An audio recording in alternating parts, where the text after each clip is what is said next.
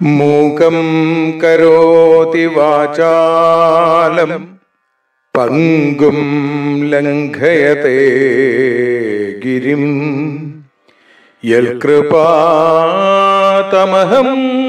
വന്ദേ പരമാനന്ദമാധവം. അഖിലാനപരാധാൻ may ക്ഷമസ്വ കരുണാനിധേ പ്രസീദ മൽഗുരോ നാഥ ജനകായ നമോ നമഃ. അഖിലാനപരാധാൻ may ക്ഷമസ്വ കരുണാംബുധേ പ്രസീദ മൽപ്രിയേ നാഥേ മാതൃരൂപേ നമോസ്തുതേ.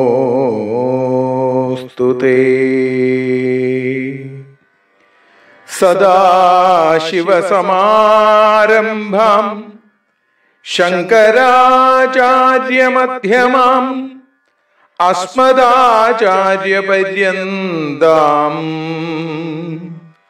വന്ദേ ഗുരുപരമ്പരാം. പീതാംബരം കരവിരാജിത ശംഖചക്രകൗമോദഗീ സരസിജം കരുണാസമുദ്രം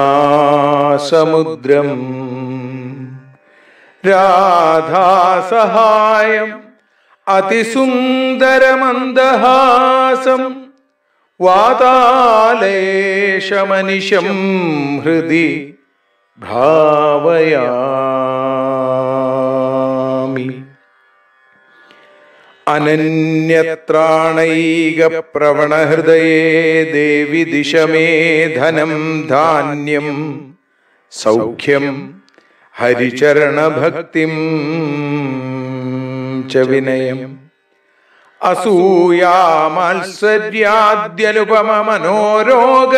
അസൂയാമാത്സര്യാദ്യനുപമമനോരോഗശമനപ്രവീണാം വാണിം സൽപ്രകരപരമാഹ്ലാദജനനീം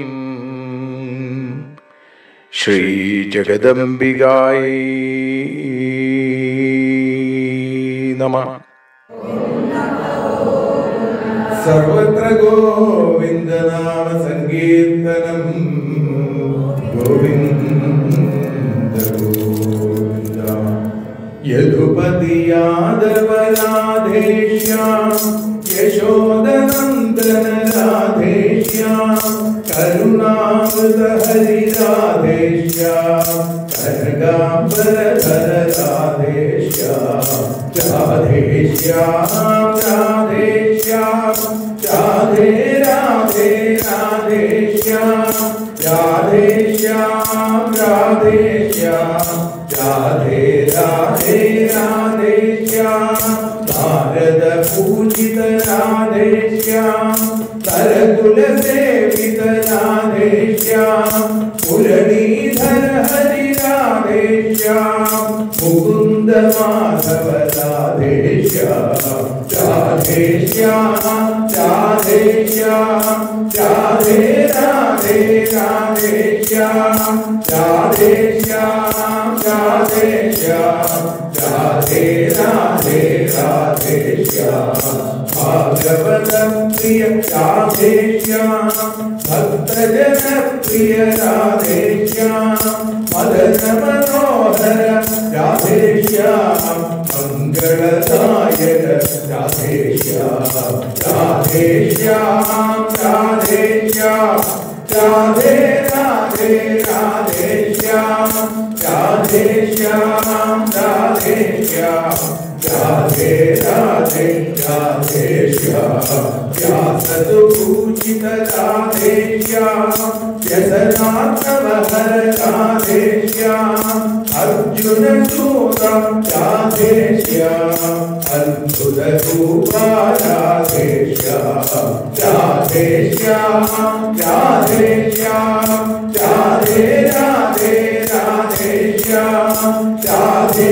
श्याम राधे श्याम राधे राधे राधे श्याम सोमकुलोद्भव राधे श्याम राम सहोदर राधे श्याम शंकर पूजित राधे श्याम संकटनाशन राधे श्याम राधे श्याम राधे श्याम राधे राधे राधे श्याम राधे श्याम राधे श्याम राधे राधे राधे श्याम यदुपति यादव राधे श्याम यशोदनंदन राधे श्याम कारुण्यामृत राधे श्याम धनकांतर धर राधे श्याम राधे श्याम राधे श्याम राधे राधे राधे श्याम राधे श्याम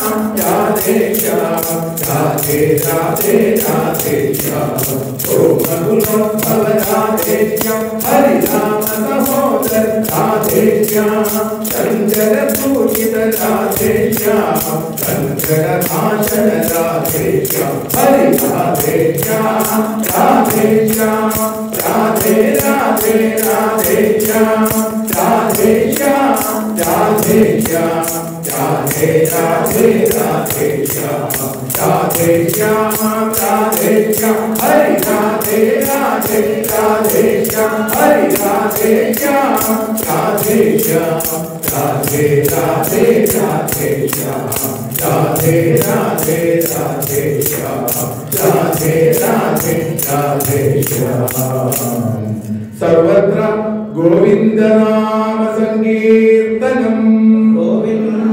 गोविंद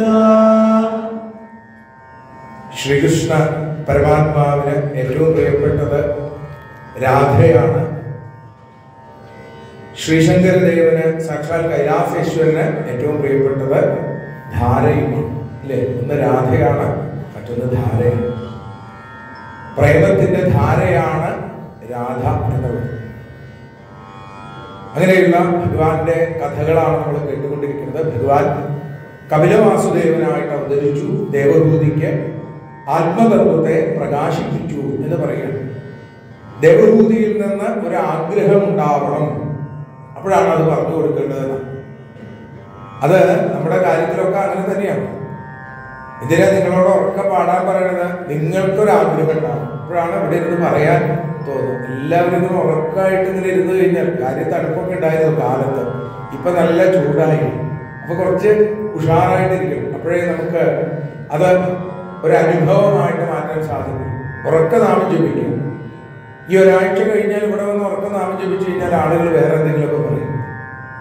അപ്പൊ കിട്ടുന്ന അവസരങ്ങളിൽ നാമം ഉറക്ക ജപിക്കണം. ഇതിനെ ഉറക്ക ജപിക്കണത് ഹരേ നമ ഇത്യുച്ചയേ സർവപാപകാൽ. മനസ്സിന് ആ ഞാനെന്നും എന്റേതെന്നുമുള്ള തോന്നൽ വിട്ടുപോകാൻ വേണ്ടിയിട്ടാണ് ഉറക്കെ ജപിക്കുന്നത്.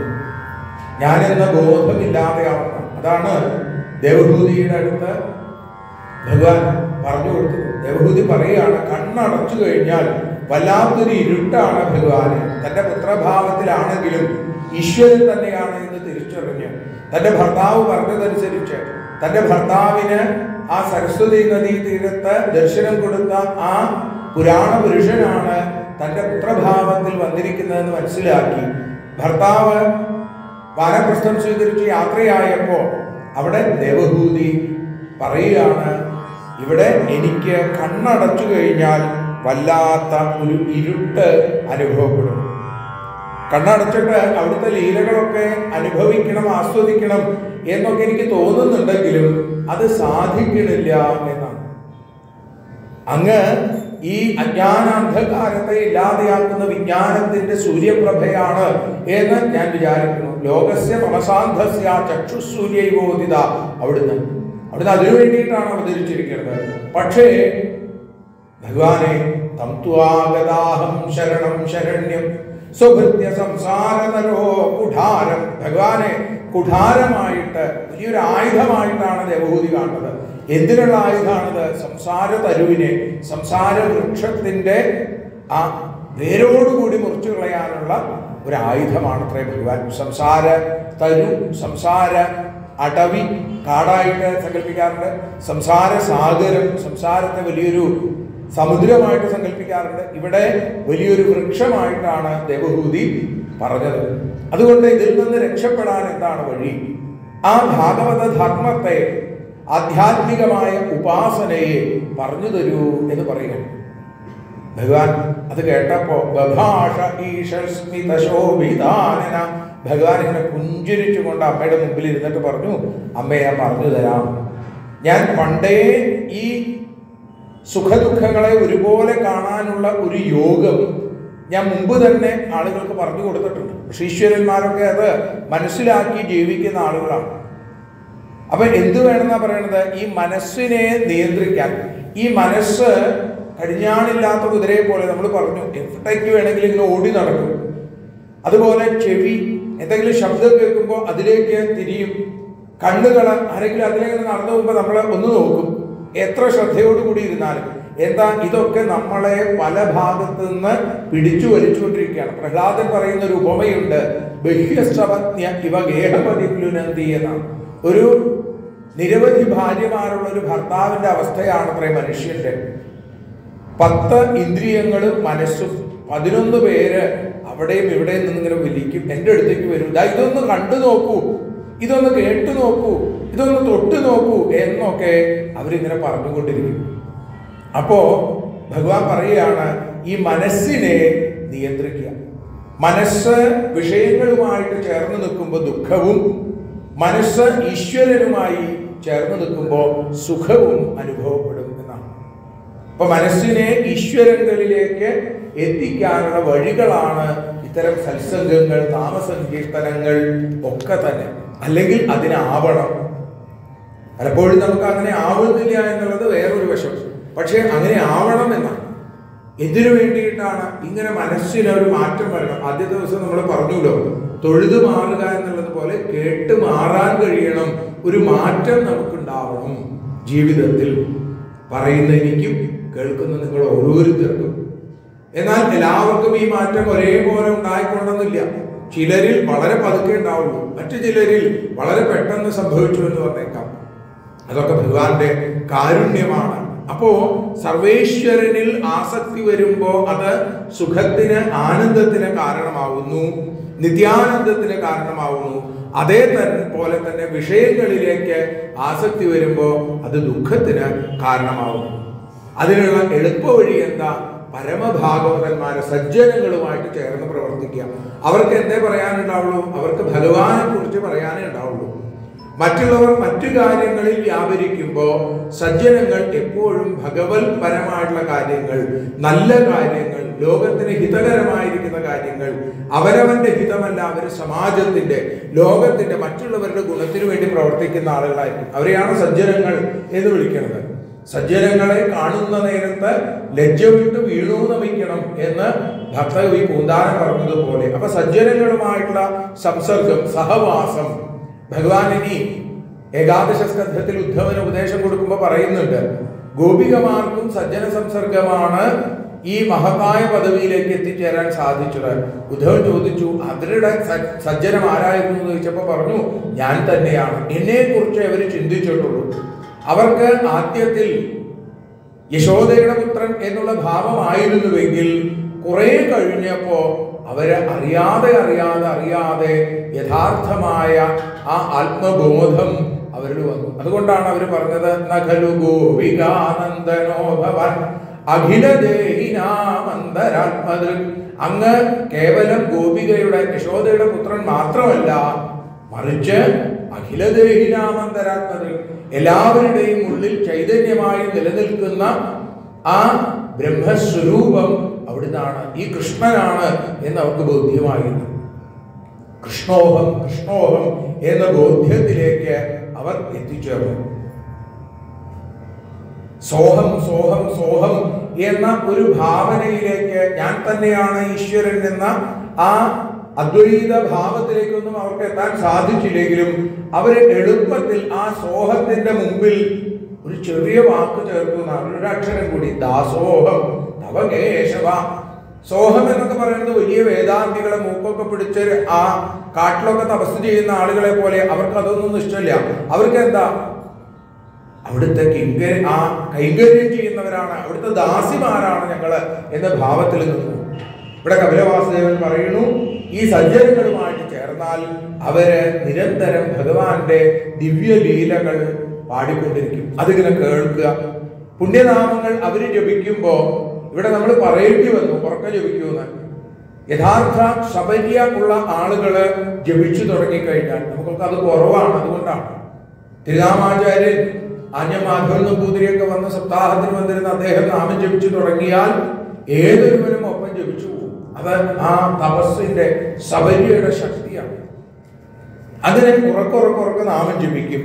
അങ്ങനെ വരുമ്പോ ശ്രവണവും കീർത്തനവും കഴിയുമ്പോ സ്മരണയുണ്ടാവും. പ്രഹ്ലാദൻ പറഞ്ഞു തരുന്ന നവധാഭക്തി ആദ്യം കേൾക്കണു, കേട്ട് കേട്ട് കേട്ട് കേട്ട് അത് അതിനോടൊപ്പം ചൊല്ലാനായിട്ട് മനസ്സ് വെമ്പൽ കൊള്ളു. അതിങ്ങനെ ചൊല്ലിക്കഴിയുമ്പോ ഭക്തജനപ്രിയ ഗോവിന്ദ ഭാഗവത പ്രിയ ഗോവിന്ദ എന്ന് നമ്മൾ ചൊല്ലുമ്പോ നമ്മുടെ ഉള്ളിൽ ആ സ്മരണയുണ്ടാവും. വേണുഗോപാലമൂർത്തിയായി, ഉരുളിൽ കെട്ടിയ ബാലകനായി എന്ന് വേണ്ട ഏത് ഭാവത്തിലും ആ ഭഗവത് സ്മരണ നമ്മളിൽ വരും. അങ്ങനെയാണ് ആത്മനിവേദനം എന്ന 9ാമത്തെ പടിയിലേക്ക് എത്തുന്നത്. അപ്പൊ അങ്ങനെ ഭഗവാന്റെ മനോഹരമായിട്ടുള്ള ലീലകൾ ശ്രവിക്കാനുള്ള മഹാഭാഗ്യം സജ്ജനങ്ങളിൽ നിന്ന് അനായാസേന ലഭിക്കുന്നു. പ്രഹ്ലാദൻ പകർന്നു തരുന്ന നവധാഭക്തിയുടെ 9 ഭാവങ്ങളിൽ ആദ്യത്തെ ഒരു ഭാവത്തിൽ മാത്രമേ നമുക്ക് മറ്റൊരാളുടെ സഹായം ആവശ്യം വരുന്നുള്ളൂ. ബാക്കിയൊക്കെ നാം സ്വയമേവ നേടിയെടുക്കേണ്ടതാണ്. ശ്രവണം അത് വേറൊരാള് ചൊല്ലിയാലേ, വേറൊരാൾ പറഞ്ഞാലേ നമുക്ക് കേൾക്കാൻ സാധിക്കുള്ളൂ. അത് കഴിഞ്ഞാൽ പിന്നെ കീർത്തനം മുതൽ അങ്ങോട്ടെല്ലാം, ശ്രവണം കഴിഞ്ഞ് കീർത്തനം, സ്മരണം, പാദസേവനം, അർച്ചനം, വന്ദനം, ദാസ്യം, സഖ്യം, ആത്മനിവേദനം, ഇതൊക്കെ ആ സാധകൻ, ആ ഭക്തൻ സ്വയമേവ ആർജിച്ചെടുക്കേണ്ടതാണ്. ശ്രീമദ് ഭാഗവതം ശ്രാവ്യം എന്ന ആദ്യത്തെ ദിവസം നമ്മളെ മഹാത്മ്യത്തിന്റെ അന്ന് തന്നെ പറഞ്ഞു, കേൾക്കാനുള്ളതാണ്. അങ്ങനെ കേട്ട് കേട്ട് കേട്ട് പറയുന്നു, ഭഗവാൻ എന്നിൽ എന്നാണ് പറയുന്നത് കപിലവാസുദേവൻ. താൻ ഈശ്വര ചൈതന്യം തന്നെയാണ് എന്ന് അർദ്ധശങ്കയ്ക്കിടയില്ലാത്ത വിധം ആ ദേവഭൂതിയുടെ അടുത്ത് പറയുകയാണ്. എന്നിൽ ആ പരമമായ പ്രേമം വർദ്ധിക്കുമ്പോ, നമ്മൾ പറഞ്ഞു പ്രേമം എന്നുള്ളത് തന്നെ വളരെ തെറ്റായിട്ട് വ്യാഖ്യാനിക്കുന്നതെന്നാണ്. നിഷ്കളങ്കമായ, നിഷ്കപടമായ, നിരുപാധികമായിട്ടുള്ള സ്നേഹമാണ് പ്രേമം. മറ്റു പലതും പല പല ഉദ്ദേശങ്ങളോട് കൂടിയിട്ടുള്ളതാണ്. ഇതിന് പ്രേമം എന്ന് പറയാൻ സാധിക്കില്ല. അപ്പൊ ഭഗവാനുമായിട്ടുള്ളത് മനസ്സ് വാസനാശൂന്യമായി ശാന്തമായി വന്നു കഴിഞ്ഞാൽ അതിൽ ആത്മതത്വം താനേ പ്രകാശിക്കും എന്നാണ്. അങ്ങനെ ഈ ശരീരത്തിൽ തന്നെ എന്നെ പ്രാപിക്കാനായിട്ട് സാധിക്കും. സർവേന്ദ്രിയ വൃത്തികളും സ്വാഭാവികമായി ഭഗവാനിലേക്ക് നിഷ്കാമമായി പ്രവർത്തിക്കുന്നു, അല്ലെങ്കിൽ പ്രവഹിക്കുന്നു. അതാണ് ഉത്തമമായ ഭക്തി എന്ന് പറയുന്നത്. ഇങ്ങനെ ഭക്തി ഉള്ള ഒരു ഭക്തൻ, നിർഗുണ ഭക്തൻ, നിഷ്കാമ ഭക്തൻ, അദ്ദേഹത്തിന് ഒന്നും ആവശ്യമില്ല. ന നാഗപൃഷ്ഠം, ന ച പാരമേഷ്യം, ന സാർവഭൗമം, ന രസാധിപത്യം, ന യോഗസിദ്ധീരപുനർഭവം വാ. ഒന്നും വേണ്ട അവർക്ക് എന്തേ വേണ്ടു? ഭഗവാനെ മാത്രമേ വേണ്ടൂ എന്ന നിലയിലേക്ക് ഭക്തൻ എത്തിച്ചേരും. ആനന്ദലഹരിയിൽ ആറാടുന്നതാണ്. അപ്പോഴാണ് നമുക്ക് ദേഹബോധം ഇല്ലാതെയാവുന്നത്. അപ്പോഴാണ് നമുക്ക് ഈ പാട്ട് കേൾക്കുമ്പോൾ ഉറക്കെ പാടാനും ചിലപ്പോഴൊക്കെ എഴുന്നേറ്റ് നിന്ന് ആടാനും ഒക്കെ തോന്നുന്നത്. നമ്മൾ പല സ്ഥലങ്ങളിലും ചില ഭക്തന്മാരെ കാണിക്കുന്നത് കാണുമ്പോൾ നമുക്ക് ആ അനുഭൂതി ഇല്ലാത്തത് കൊണ്ട് നമ്മളത് കേവലം പേക്കൂത്തുകളാണ് എന്നൊക്കെ നമുക്ക് തോന്നും. നമ്മുടെ ദൃഷ്ടിയിൽ അത് അങ്ങനെയാവാം. പക്ഷേ അവർ അനുഭവിക്കുന്ന ഒരു അനുഭൂതി, ആ അനുഭൂതിയുടെ ഒരു ഫലം അത് എവിടെയാണെന്ന് നമുക്ക് കണ്ടെത്താൻ സാധിക്കില്ല. അത് അവർക്ക് പറഞ്ഞു തരാനും സാധിക്കില്ല. അവരത് അനുഭവിക്കണമെന്ന് മാത്രം. ഇതില് ചില കള്ളനാണയങ്ങളൊക്കെ ഉണ്ടാവാം, ഇല്ലേ? അതേപോലെ കാണിക്കുന്ന ആളുകളൊക്കെ ഉണ്ടാവാം. പക്ഷേ യഥാർത്ഥ ഭക്തൻ ആ ഒരു തലത്തിലേക്ക് എത്തുമ്പോൾ ഇവിടെ ഭഗവാൻ പറയാണ്, ഇങ്ങനെ എന്നെ ശരണം പ്രാപിക്കുന്ന ഭാഗവതന്മാരെ ഞാൻ എപ്പോഴും അവരെ സംരക്ഷിച്ചു കൊണ്ടിരിക്കും. അവർ അകുതോഭയന്മാരെ, ഒന്നിലും ഭയമില്ലാത്ത ആളുകളായിട്ട് തീരും. കാരണം രണ്ടിൽ നിന്നാണ് നമുക്ക് ഭയം എന്ന ഭാവം ഉണ്ടാവുന്നത്. രണ്ട് എന്നൊന്നുമില്ല, എല്ലാം ഒന്ന് തന്നെയാണ് എന്ന് ബോധ്യത്തിലേക്ക് വന്നാൽ, ആ ഒരു തലത്തിലേക്ക് എത്തിക്കഴിഞ്ഞാൽ, ആ ഒരു തലത്തിലേക്ക് എത്തുകയാണ് വേണ്ടത് അമ്മേ. അങ്ങനെ വന്നു കഴിഞ്ഞാൽ സുഖദുഃഖങ്ങളെ, ശീതോഷ്ണങ്ങളെ, നിന്ദാസ്തുതികളെ, പുരസ്കാര തിരസ്കാരങ്ങളെ, മാനാപമാനങ്ങളെ ഒക്കെ ഒരുപോലെ കാണാറാവും എന്നാണ്. ഇതൊക്കെ വലിയ അവധൂതന്മാർക്ക്, സന്യാസിമാർക്ക് ഒക്കെ സാധിക്കുന്നതാണ് പലപ്പോഴും. അതിനുശേഷം ഭഗവാൻ മാതാവിൻ്റെ അടുത്ത്, ആ അമ്മയുടെ അടുത്ത് പറഞ്ഞു, പ്രകൃതി, മഹത്തത്വം, അഹങ്കാരം, ശബ്ദം, സ്പർശം, രൂപം, രസം, ഗന്ധം, ഇങ്ങനെയുള്ള പഞ്ചതന്മാത്രകള്, ആകാശം, വായു, തേജസ്, ജലം, അതേപോലെ തന്നെ പൃഥ്വി, ഭൂമി എന്നിങ്ങനെയുള്ള 5 ഭൂതങ്ങൾ, പഞ്ചഭൂതങ്ങൾ, അതേപോലെ അന്ധക്കരണം, 5 ജ്ഞാനേന്ദ്രിയങ്ങള്, 5 കർമ്മേന്ദ്രിയങ്ങള്, ഇങ്ങനെ ഇതിനെല്ലാം സാക്ഷിയായിരിക്കുന്നു ആത്മാവ്. അങ്ങനെ 25 തത്വങ്ങളുടെ സമ്മേളനമാണ് ഈ ലോകമാകുന്ന ബ്രഹ്മാണ്ടവും അതിലെ ഓരോ ജീവികളാകുന്ന പിണ്ടാണ്ടവും ഈ 25 തത്വങ്ങളുടെ ചേർച്ച കൊണ്ടുണ്ടാവുന്നതാണ്. ഈ 24നും ശക്തിയായി നിൽക്കുന്നത് 25ാമത് ആകുന്ന ആ ഭഗവത് ചൈതന്യമാണ് എന്ന് തിരിച്ചറിയണം. ആ തിരിച്ചറിവുണ്ടായി കഴിഞ്ഞാൽ ഭക്തിജ്ഞാന വൈരാഗ്യങ്ങൾ കൊണ്ട് ആത്മതത്വത്തെ അറിഞ്ഞ് നിത്യാനന്ദം അനുഭവിക്കാൻ സാധിക്കും എന്ന് ഭഗവാൻ പറഞ്ഞു കൊടുത്തു. എന്നിട്ട് പിന്നെ ഭഗവാൻ അമ്മയുടെ ചോദ്യത്തിന് മറുപടിയായിട്ട് പിന്നീട് പറയുകയാണ്, വാസ്തവത്തിൽ ആത്മാവ് എന്നും ആനന്ദം അനുഭവിക്കുന്നതാണ്. പക്ഷേ ശരീരത്തിലും ഇന്ദ്രിയങ്ങളിൽ നിന്നും തൻ്റെ രൂപത്തെ വേർതിരിച്ച് അറിയാതിരിക്കുമ്പോൾ ശരീരധർമ്മങ്ങളൊക്കെ തൻ്റെ ധർമ്മങ്ങളായിട്ട് തോന്നുന്നു. അപ്പൊ ശരീരത്തിനുണ്ടാകുന്ന വേദനകളും സുഖവും ദുഃഖവും ഒക്കെ തൻ്റേതാണ് എന്ന് തോന്നുന്നു. ഇതിന് എങ്ങനെയാ അതിന് രക്ഷപ്പെടാൻ സാധിക്കുക? അത് നിരന്തരമായ പ്രവൃത്തിയിലൂടെ, നിരന്തരമായ അഭ്യാസത്തിലൂടെ, സപര്യയിലൂടെ മാത്രമേ സാധിക്കുള്ളൂ എന്ന് അവിടെ പറഞ്ഞു കൊടുത്തു. യമം, നിയമം, ആസനം, പ്രാണായാമം, പ്രത്യാഹാരം, ധാരണ, ധ്യാനം, സമാധി എന്നൊക്കെയാണ് അഷ്ടാംഗ യോഗത്തെക്കുറിച്ച്, ധ്യാനമാർഗത്തെക്കുറിച്ച് പറയുന്നത്. അങ്ങനെ ഹൃദയം ഈ പ്രവൃത്തികളിലൂടെ അതിപരിശുദ്ധമായിട്ട് തീരും. കർമ്മം ആദ്യം ചെയ്യാതിരിക്കാൻ നിർത്തിയില്ല ആർക്കും. നമുക്ക് എല്ലാവർക്കും കർമ്മം ചെയ്യണം, എന്തെങ്കിലും പ്രവൃത്തി ചെയ്തുകൊണ്ടിരിക്കണം, വെറുതെ ഇരിക്കാൻ സാധിക്കില്ല. മനസ്സെങ്കിലും എപ്പോഴും ചലിച്ചുകൊണ്ടിരിക്കും.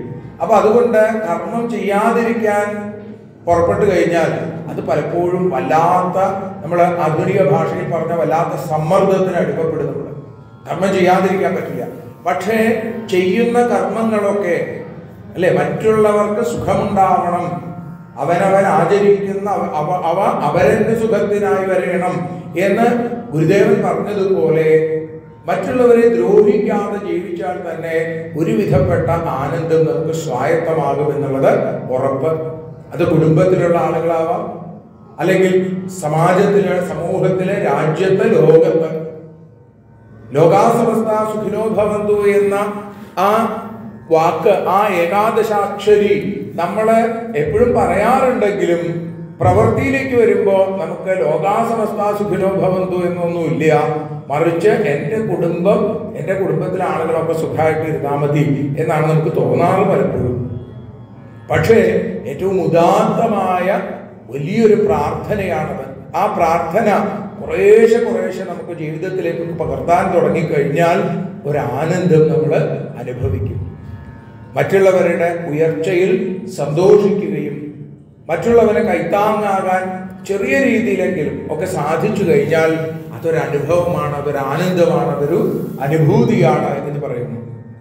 ഇവിടെ ഭഗവാൻ പറഞ്ഞു കൊടുത്തു, ഈ യമം, നിയമം, ആസനം, പ്രാണായാമം, പ്രത്യാഹാരം, ധാരണ, ധ്യാനം, സമാധി, ഇങ്ങനെയുള്ള ആ 8 അംഗങ്ങളോടുകൂടി. യമം എന്ന് പറഞ്ഞാൽ പറഞ്ഞു അഹിംസ, സത്യം, അസ്തേയം തുടങ്ങിയവയൊക്കെ യമം ആണ്. അഹിംസ എല്ലാവരും ചെയ്യേണ്ടതാണ്. കുറച്ച് പ്രായമായ ആള് അല്ലെങ്കിൽ ചെറുപ്പക്കാരൻ, ഇവർക്ക് ഹിംസ ആവാം എന്ന് എവിടെയും പറഞ്ഞിട്ടില്ല. അഹിംസ ജീവിതവ്രതമാക്കണം, സത്യസന്ധരായിരിക്കണം.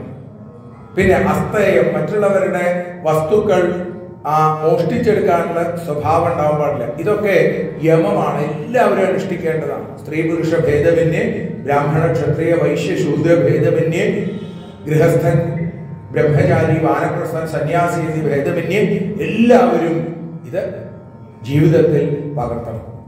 അത് കഴിഞ്ഞാൽ പിന്നെ നിയമമാണ്. നിയമങ്ങൾ കുറേശ്ശെ വ്യത്യാസം ഉണ്ടാവും. ഇവിടുത്തെ നിയമമല്ല മറ്റൊരു സ്ഥലത്ത്, കാലദേശങ്ങൾക്കനുസരിച്ച് നിയമങ്ങളിൽ വ്യത്യാസം ഉണ്ടാവും.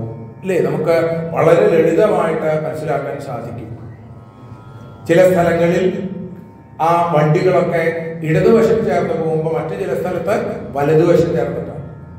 ഞാൻ ഈ നിയമം അനുസരിക്കുള്ളൂ എന്ന് പറഞ്ഞു കഴിഞ്ഞാൽ എന്തുണ്ടാവും? ഒന്നുകിൽ ആ വണ്ടിയും കൂട്ടിയിടിച്ച് സിദ്ധി കൂടും, അല്ലെങ്കിൽ പോലീസുകാർ പിടിച്ചകത്തും. ഓരോ സ്ഥലത്തും ഓരോ നിയമങ്ങളാണ്, ഓരോ രീതികളാണ്. ഇവിടെ മേൽശാന്തി ആ സെക്ടറും ഒക്കെ അണിഞ്ഞും കൊണ്ട് പൂജ ചെയ്യുന്നു. നമ്മുടെ നാട്ടില് കേരളത്തിലേക്ക് പോയി കഴിഞ്ഞാലോ അവിടെ ഈ ഏർപ്പാടൊന്നുമില്ല. ഞാനിങ്ങനെയൊന്നും ഇരിക്കില്ല, ഞാൻ സെക്ടറൊന്നും ഇടില്ല എന്ന് പറഞ്ഞിരുന്നാൽ ചിലപ്പോൾ ഒരു ദിവസം പൂജ കഴിക്കാൻ പറ്റുള്ളൂ, പിറ്റേ ദിവസത്തേക്ക് വേറെ ആളെന്നോട്ട് പോയി. അപ്പൊ നിയമങ്ങൾക്ക് വ്യത്യാസമുണ്ട്. അത് ഓരോരുത്തരുടെയും ജന്മകർമ്മങ്ങൾക്കനുസരിച്ച് നിയമത്തിൽ വ്യത്യാസമുണ്ട്. ഒരു പോലീസുകാരന്റെ നിയമമായിരിക്കില്ല ഒരു സാധാരണ ആളുടെ നിയമം. ഓരോരുത്തരുടെയും നിയമത്തിന്, പക്ഷേ നിയമത്തിന്റെ കണ്ണിൽ എല്ലാവരും ഒരുപോലെയാണ് എന്ന് പറഞ്ഞാൽ തന്നെയും അവരുടെ നിയമ രീതികൾക്ക് ചെറിയ ചെറിയ വ്യത്യാസങ്ങളൊക്കെ ഉണ്ടാവും. നമ്മുടെ രാഷ്ട്രപതി ഒരു പൗരനാണ്, ഭാരതത്തിലെ പ്രഥമ പൗരൻ എന്നാ പറയുന്നത്. പക്ഷേ സാധാരണ ഒരു പൗരനില്ലാത്ത ഒരുപാട് പ്രത്യേകതകൾ അദ്ദേഹത്തിന്. നമ്മളൊരു സാധാരണ പൗരൻ ചെന്ന് അദ്ദേഹത്തെ കാണണം എന്ന് വിചാരിച്ചാൽ സാധിക്കില്ല. അപ്പൊ അദ്ദേഹത്തിന് വേറെ ചില നിയമങ്ങളാണ്. അപ്പൊ ഇങ്ങനെ നിയമങ്ങളിൽ വ്യത്യാസമുണ്ട്. അപ്പൊ ആ നിയമങ്ങളെ അനുഷ്ഠിക്കുക. യമം അതെല്ലാവർക്കും ഒരുപോലെയാണ്. സത്യം വദ, ധർമ്മം ചര എന്നുള്ളതൊക്കെ യമം. അത് കഴിഞ്ഞാലോ യമം നിയമം ആസനം, യോഗാസനങ്ങൾ ശീലിക്കുക. എന്തിനാ? ശരീരമാദ്യം ഖലു ധർമ്മസാധനം. ഈ പ്രവർത്തികളൊക്കെ നമുക്ക് ചെയ്യാൻ ശരീരബോധം ഇല്ലാതിരിക്കണമെന്ന് പറയുമ്പോൾ തന്നെ ശരീരം ഉണ്ടായാലേ ഇതൊക്കെ ചെയ്യാൻ സാധിക്കും. ശരീരത്തിന് വേണ്ടത്ര ശക്തിയും ഓജസ്സും തേജസ്സും ഒക്കെ ഉണ്ടാവണം. എങ്കിലേ നമുക്ക് ഭഗവാനെ ആശ്രയിക്കാൻ പോലും സാധിക്കുള്ളൂ. നാമം ജപിക്കണമെങ്കിൽ, പാട്ട് പാടണമെങ്കിൽ, ആട്ടം ആടണമെങ്കിലൊക്കെ ശരീരം വളരെ ആ ശ്രദ്ധയോടുകൂടി കൊണ്ടു നടന്നാലേ സാധിക്കുള്ളൂ. അതിനുള്ളൊരു വഴികളിൽ ഒന്നാണ് യോഗാസന വിധികൾ. അപ്പൊ ഈ യോഗാസനം എങ്ങനെയാണ് ആസന ജയം നേടിയെന്ന് കണക്കാക്കാൻ സാധിക്കുക? 3 മണിക്കൂർ നേരം ഒരേ നിലയിൽ ശരീരം അനങ്ങാതെ ഇരിക്കാൻ സാധിക്കുക. വിഷമാണ്, ഉറങ്ങിയാൽ പോലും പറ്റില്ല, അപ്പോഴും കൈയും കാലം ഇറക്കിക്കൊണ്ടിരിക്കും. അപ്പോ എന്നാലേ ആസനജയം നേടി എന്ന് പറയാൻ സാധിക്കുള്ളൂ. നമ്മൾ യോഗ ഒക്കെ ചെയ്തു എന്ന് പറഞ്ഞേക്കാം, പക്ഷേ യോഗാസനം ചെയ്ത് അതിൽ വിജയം നേടണമെങ്കിൽ വളരെ കഠിനമായിട്ടുള്ള പരിശ്രമം ആവശ്യമാണെന്ന് പറയുന്നു. അങ്ങനെ ആ ആസനജയം കൂടി നേടിക്കഴിഞ്ഞാലാണ് പിന്നെ പ്രാണായാമം എന്നുള്ളത്. പ്രാണായാമം എന്തിനാണ്? നാഡീശുദ്ധി വരുത്താൻ, ഈ ശ്വാസനിശ്വാസങ്ങളെ നിയന്ത്രിക്കുക എന്നുള്ളതാണ് പ്രാണായാമം. പൂരകം, കുംഭകം, രേചകം എന്നിങ്ങനെ 3 ഫലങ്ങളാണ് പ്രാണായാമത്തിലുള്ളത്. മുകളിലേക്ക് വലിക്കുക, അവിടെ പിടിച്ചു വയ്ക്കുക, പുറത്തേക്ക് വിടുക. ഈ 3 ഫലങ്ങളിൽ നാം ചെയ്ത് ആ നാഡീശുദ്ധി നമുക്ക് കൈവരുന്നു. അപ്പോ യമം, നിയമം, ആസനം, പ്രാണായാമം, പ്രത്യാഹാരം, ധാരണ, ധ്യാനം, സമാധി. പ്രത്യാഹാരം എന്നുള്ളത് പുറത്തേക്ക് ഒഴുകിയിരുന്ന നമ്മുടെ ആ നേരത്തെ പറഞ്ഞ 11 ഉണ്ടല്ലോ, കർമ്മേന്ദ്രിയങ്ങളും ജ്ഞാനേന്ദ്രിയങ്ങളും മനസ്സും, അതിനെയൊക്കെ അന്തർമുഖമാക്കുക, കൂർമ്മബുദ്ധിയിലേക്ക് കൊണ്ടുവരിക. കൂർമ്മബുദ്ധി എന്ന് നമ്മൾ പറയാറുണ്ട്, ഏറ്റവും ശ്രേഷ്ഠമായിട്ടുള്ള ബുദ്ധി. ഒരു കൂർമ്മത്തെ പോലെ, ആമയെ പോലെ ഇന്ദ്രിയങ്ങളെ ഉള്ളിലേക്ക് വലിക്കാറാവണം എന്നാണ്. ആമ ശത്രുവിനെ കാണുമ്പോൾ എന്ത് ചെയ്യണു? അതിന്റെ ഉള്ളിലേക്ക്, ആ പുറന്തോടിന്റെ ഉള്ളിലേക്ക് എല്ലാത്തിനെയും വലിച്ചു വെക്കുന്നു. ഇതേപോലെ ഇന്ദ്രിയങ്ങളെ നിയന്ത്രിക്കാറാവണം. അങ്ങനെ വന്നു കഴിഞ്ഞാൽ പുറത്തേക്ക് ഒഴുകിയിരുന്ന ആ മനസ്സ് അതൊരു നദിയാണെങ്കിൽ അത് അകത്തേക്ക് ഒഴുകാൻ തുടങ്ങും. അതിനാണ് ധാരണ എന്ന് പറയുന്നത്. ധാരണ കഴിഞ്ഞിട്ട് വേണം ധ്യാനം എന്ന തലത്തിലേക്ക് എത്താൻ. അങ്ങനെ ധ്യാനിക്കുന്ന സമയത്തോ ഏത് രൂപത്തിലാണോ ഭഗവാനെ ധ്യാനിക്കാൻ നമുക്കിഷ്ടം ആ രൂപത്തിൽ ധ്യാനിച്ചു. ഏത് രൂപവും ഭഗവാന്റേതാണ്. ഈ ഭഗവാൻ അല്ലാതെ ലോകത്തിൽ ഒന്നുമില്ല എന്ന് വെച്ചാൽ എല്ലാം ഈശ്വരനാണ് എന്ന ബോധ്യത്തിലേക്ക് ഒരാൾ എത്തിച്ചേർന്ന് കഴിഞ്ഞാൽ അയാൾക്ക് ഒന്നിനെയും തിരസ്കരിക്കാൻ സാധിക്കില്ല. അപ്പോ നാം വിശ്വസിക്കുന്ന, നാം ആരാധിക്കുന്ന ഈശ്വരീയ സങ്കല്പങ്ങൾ പോലെ തന്നെയാണ് തൻ്റെ തൊട്ടടുത്തിരിക്കുന്ന ആളുടെ ഈശ്വരീയ സങ്കല്പങ്ങളെന്നും മനസ്സിലാക്കണം. അപ്പൊ പിന്നെ അവിടെ യുദ്ധത്തിനോ തല്ലുകൂട്ടത്തിനോ വഴക്കിനോ ഒന്നും അവിടെ സ്ഥാനമില്ല. ഭാരതീയ സംസ്കാരം ഒരുപക്ഷെ ഈ ഒരു സംസ്കാരത്തിന്റെ പ്രാധാന്യം എന്ന് പറയുന്നത് തന്നെ ഈശ്വരവിശ്വാസികളെ പോലെ തന്നെ നിരീശ്വരവാദികളെയും ഒരേപോലെ ആദരിച്ചിരുന്ന, അംഗീകരിച്ചിരുന്ന ഒരു സംസ്കാരം. ഇവിടെ പറയുന്നു, അങ്ങനെ ധ്യാനത്തിലേക്ക് എത്തുമ്പോൾ ഏതാണോ നമുക്ക് ഇഷ്ടപ്പെട്ട സ്വരൂപമില്ലാതെ ധ്യാനിക്കുക എന്ന് പറഞ്ഞാൽ അത് വളരെ ബുദ്ധിമുട്ടാണ്. അതുകൊണ്ടാണ് സ്വരൂപ ധ്യാനം വെച്ചേക്കുന്നത്. ഗണപതിയായോ ഭദ്രകാളിയായോ മഹാദേവനായോ ഗുരുവായൂരപ്പനായോ അയ്യപ്പസ്വാമിയായോ ഏത് രൂപത്തിൽ വേണമെങ്കിൽ ധ്യാനിക്കാമെന്നാണ്. അങ്ങനെ ധ്യാനിച്ച് തുടക്കത്തിൽ ഞാൻ ഭഗവാനെ ധ്യാനിക്കുന്നു എന്ന ഒരു ഭാവത്തിൽ ആരംഭിച്ച് കുറച്ചു കഴിയുമ്പോഴേക്കും ഞാൻ എന്ന ചിന്ത നമ്മളിത് വിട്ടുപോകും. ഞാനാണ് ഏറ്റവും വലിയ പ്രശ്നം, അല്ലെ? ഏറ്റവും വലിയ പ്രശ്നക്കാരൻ ഞാനും എന്റേതുമാണ്. നമുക്ക് പല കാര്യങ്ങളിലും സുഖദുഃഖങ്ങൾക്ക് കാരണം എന്താ? എന്റേത് എന്നുള്ള ചിന്തയാണ്. പറയാറുണ്ട് ഇല്ലേ, മരണം എന്നുള്ളത് വലിയ ദുഃഖമാണ് നമ്മളൊക്കെ പറയും. പക്ഷേ മരണമല്ല ദുഃഖം, മരിക്കുന്ന ആള് നമ്മുടെ ആരാണ് എന്നുള്ള ആ ചിന്തയിലാണ് ദുഃഖം വരുന്നത്. അല്ലെങ്കിൽ എത്രയോ ആളുകൾ മരിക്കണം, അല്ലേ? നമുക്ക് അങ്ങനെ ദുഃഖമൊന്നും വരില്ല. ചിലപ്പോ ചെറിയൊരു വേദനയൊക്കെ ഉണ്ടായേക്കാം. നമുക്ക് യുദ്ധത്തിൽ എത്രയോ ആളുകൾ കൊല്ലപ്പെടുന്നു, നമുക്ക് അതൊന്നും നമ്മളെ ബാധിക്കുന്നതല്ല. നമ്മൾ കാലത്ത് ഇരിക്കുന്നു, കുളിക്കുന്നു, ഭക്ഷണം കഴിക്കുന്നു, മറ്റു പ്രവൃത്തികൾ. എന്താ കാരണം? ഇതിന് പകരം നമ്മുടെ വേണ്ടപ്പെട്ടത് എന്ന് വിചാരിക്കുന്ന ഒരാളാണ് മരിച്ചെങ്കിലോ കരച്ചിലായി, ബഹളായി, അല്ലേ? അപ്പോ മനസ്സിനെ നിയന്ത്രിക്കാൻ സാധിക്കുക. അപ്പോ ഇവിടെ പറഞ്ഞു വരുന്നത് ആ ഞാൻ എന്ന ഭാവം ഇല്ലാതെയായിട്ട് തീരുന്നു. അത് കഴിയുമ്പോ ധ്യാനിക്കുന്നു എന്നുള്ള കർമ്മം കൂടി ഇല്ലാതെയാവും. അങ്ങനെ കർത്താവും കർമ്മവും, ആ ക്രിയ, ആ കർത്താവും അതേപോലെ ക്രിയയും ഇല്ലാതെയായിട്ട് തീരുന്നു. അത് കഴിയുമ്പോൾ പിന്നെ എന്തു മാത്രമേ ഉള്ളൂ? ഞാൻ ഭഗവാനെ ധ്യാനിക്കുന്നു എന്നുള്ളതില് ഭഗവാൻ മാത്രം എന്ന തലത്തിലേക്ക് എത്തുന്നു. ആ ഭഗവാനും താനും ഒന്നാണ് എന്ന ബോധ്യത്തിലേക്ക് ഒരു സാധകൻ എത്തുന്നു. അവന്റെ ബുദ്ധി ധീ എന്ന ആ സംസ്കൃത ഭാഷയിൽ ആ ബുദ്ധി സമമായിരിക്കുന്ന അവസ്ഥ സമാധി. സമാധിയിൽ ഒരു ആനന്ദം അനുഭവിക്കും ഋഷീശ്വരന്മാരെ. നമുക്ക് പുസ്തകത്തിലൊക്കെ നോക്കി വായിച്ച് അങ്ങനെ ഒരു അനുഭവം ഉണ്ട് എന്ന് പറയാൻ മാത്രമേ നമുക്ക് സാധിക്കുള്ളൂ. കാരണം എന്താ? നമ്മൾ അനുഭവിച്ചിട്ടില്ല. ചിലപ്പോൾ ഒരുപക്ഷെ എപ്പോഴെങ്കിലും ഒരു നിമിഷത്തിലൊക്കെ ചിലപ്പോൾ ചെറിയൊരു അനുഭൂതിയൊക്കെ ഉണ്ടായിട്ടുള്ള ആളുകൾ ഉണ്ടാവും. നിരന്തരമായി ഈ സമാധിസ്ഥനായിരിക്കുന്ന ഒരു യോഗിയുടെ അനുഭൂതിയിലേക്ക് എത്താൻ നമുക്ക് സാധിച്ചിട്ടില്ല. 4 തരത്തിലുള്ള ഭാവങ്ങൾ, ജാഗ്രത, സ്വപ്നം, സുഷുപ്തി, തുരീയം എന്നൊരു അവസ്ഥയുണ്ടെന്നാണ്. ആ അവസ്ഥയിലേക്ക് നമ്മൾ എത്തിയിട്ടില്ല. നമുക്ക് അറിയുന്ന ഒരാളെ എത്തിയതായിട്ട് നമുക്ക് നിശ്ചയില്ല. പക്ഷേ അങ്ങനെയുണ്ട് എന്നാണ്. അനുഭൂതി തലങ്ങളിൽ വെച്ച് നമ്മുടെ പൂർവസൂരികൾ ഋഷീശ്വരന്മാർ എഴുതി വെച്ചത് അതാണ് സമാധി എന്നുള്ള അവസ്ഥ.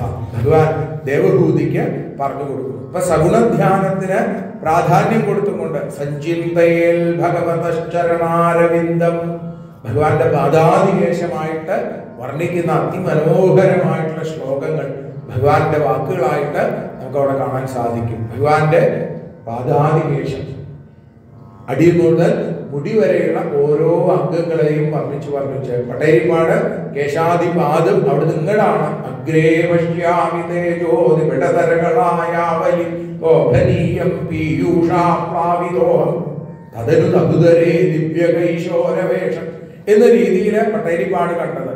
ആ അനുഭൂതി തലത്തിൽ നിന്നുകൊണ്ട് അദ്ദേഹം എഴുതിയതാണ് നാരായണീയത്തിലെ 100ാമത്തെ ദശകം.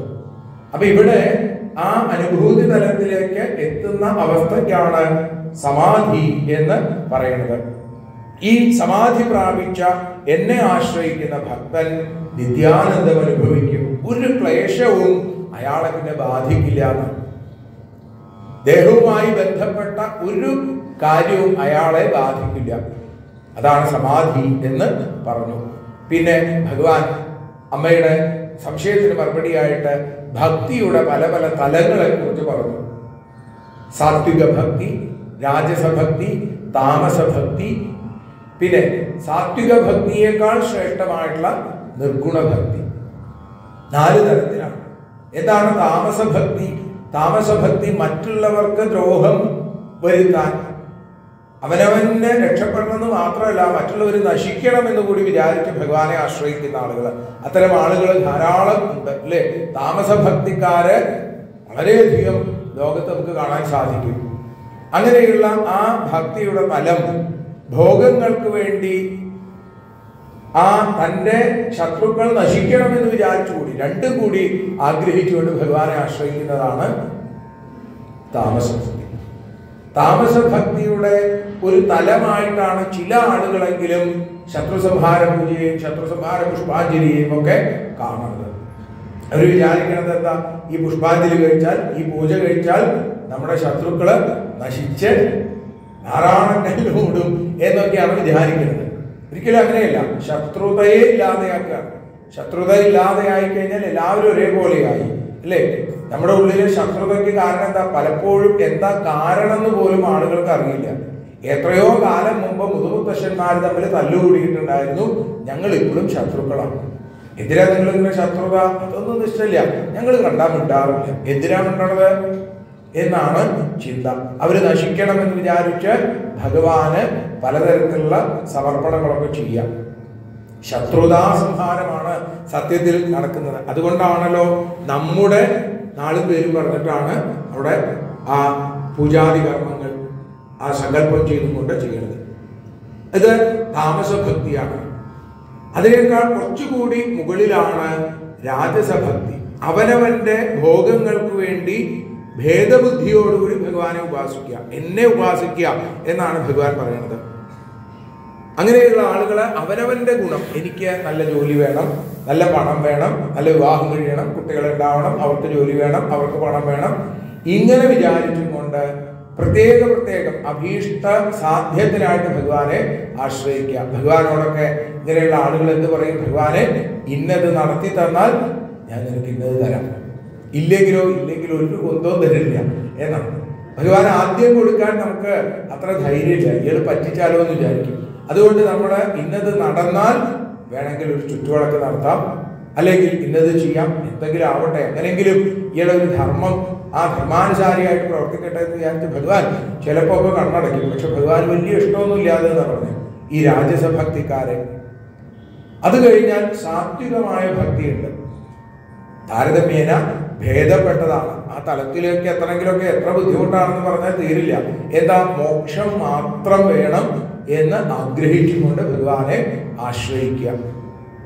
നമ്മൾ പറയുമ്പോഴൊക്കെ പറയും അല്ലേ, എനിക്ക് മടുത്തു, ഇനി എഴുന്നേറ്റ് നിൽക്കാൻ വയ്യാണ്ട് എന്തിനാ അങ്ങനെ ഇങ്ങനെ എന്നെ അങ്ങനെ വെച്ചേക്കണത്, കൊണ്ടുപോകൂ എന്നിങ്ങനെ ഭഗവാന്റെ അടുത്ത് നിരന്തരം പറഞ്ഞുകൊണ്ടിരിക്കുന്ന ഒരാള് ഭഗവാന്റെ അടുത്ത് വന്ന് അതാ പറയാം, കഷ്ടപ്പെട്ടിട്ട് മതിയായി, ഈ ജീവിതം ഇനി വേണ്ട, എന്നെ കൊണ്ടുപോകൂടെ, എന്തിനാ അങ്ങനെ കഷ്ടപ്പെടുത്തുന്നത് ഭഗവാനെ എന്നൊക്കെ ഇങ്ങനെ നിരന്തരം പറയണ കേട്ടപ്പോ വേഷാന്തി ഒരു കുസൃതിക്കാരനാ, വലിയ വിഗ്രഹമാണ്. അതിന്റെ പിന്നിലിരുന്ന് വേഷാന്തി പറഞ്ഞു, എന്നാ നാളെ കാലത്ത് ഇവിടെ പോകുന്നുള്ളൂ, ഞാൻ കൊണ്ടുപോവാം എന്ന് പറഞ്ഞു. അതിനോട് ശബ്ദം കേട്ടപ്പോൾ ഇതുവരെ കേട്ടിട്ടില്ല, പേടിച്ചു പറഞ്ഞു. ഭഗവാനെ ഒരു തമാശ പറഞ്ഞാൽ മനസ്സിലാവില്ല എന്ന് വെച്ചാൽ ഞാൻ എന്ത് ചെയ്യും എന്നാണ്.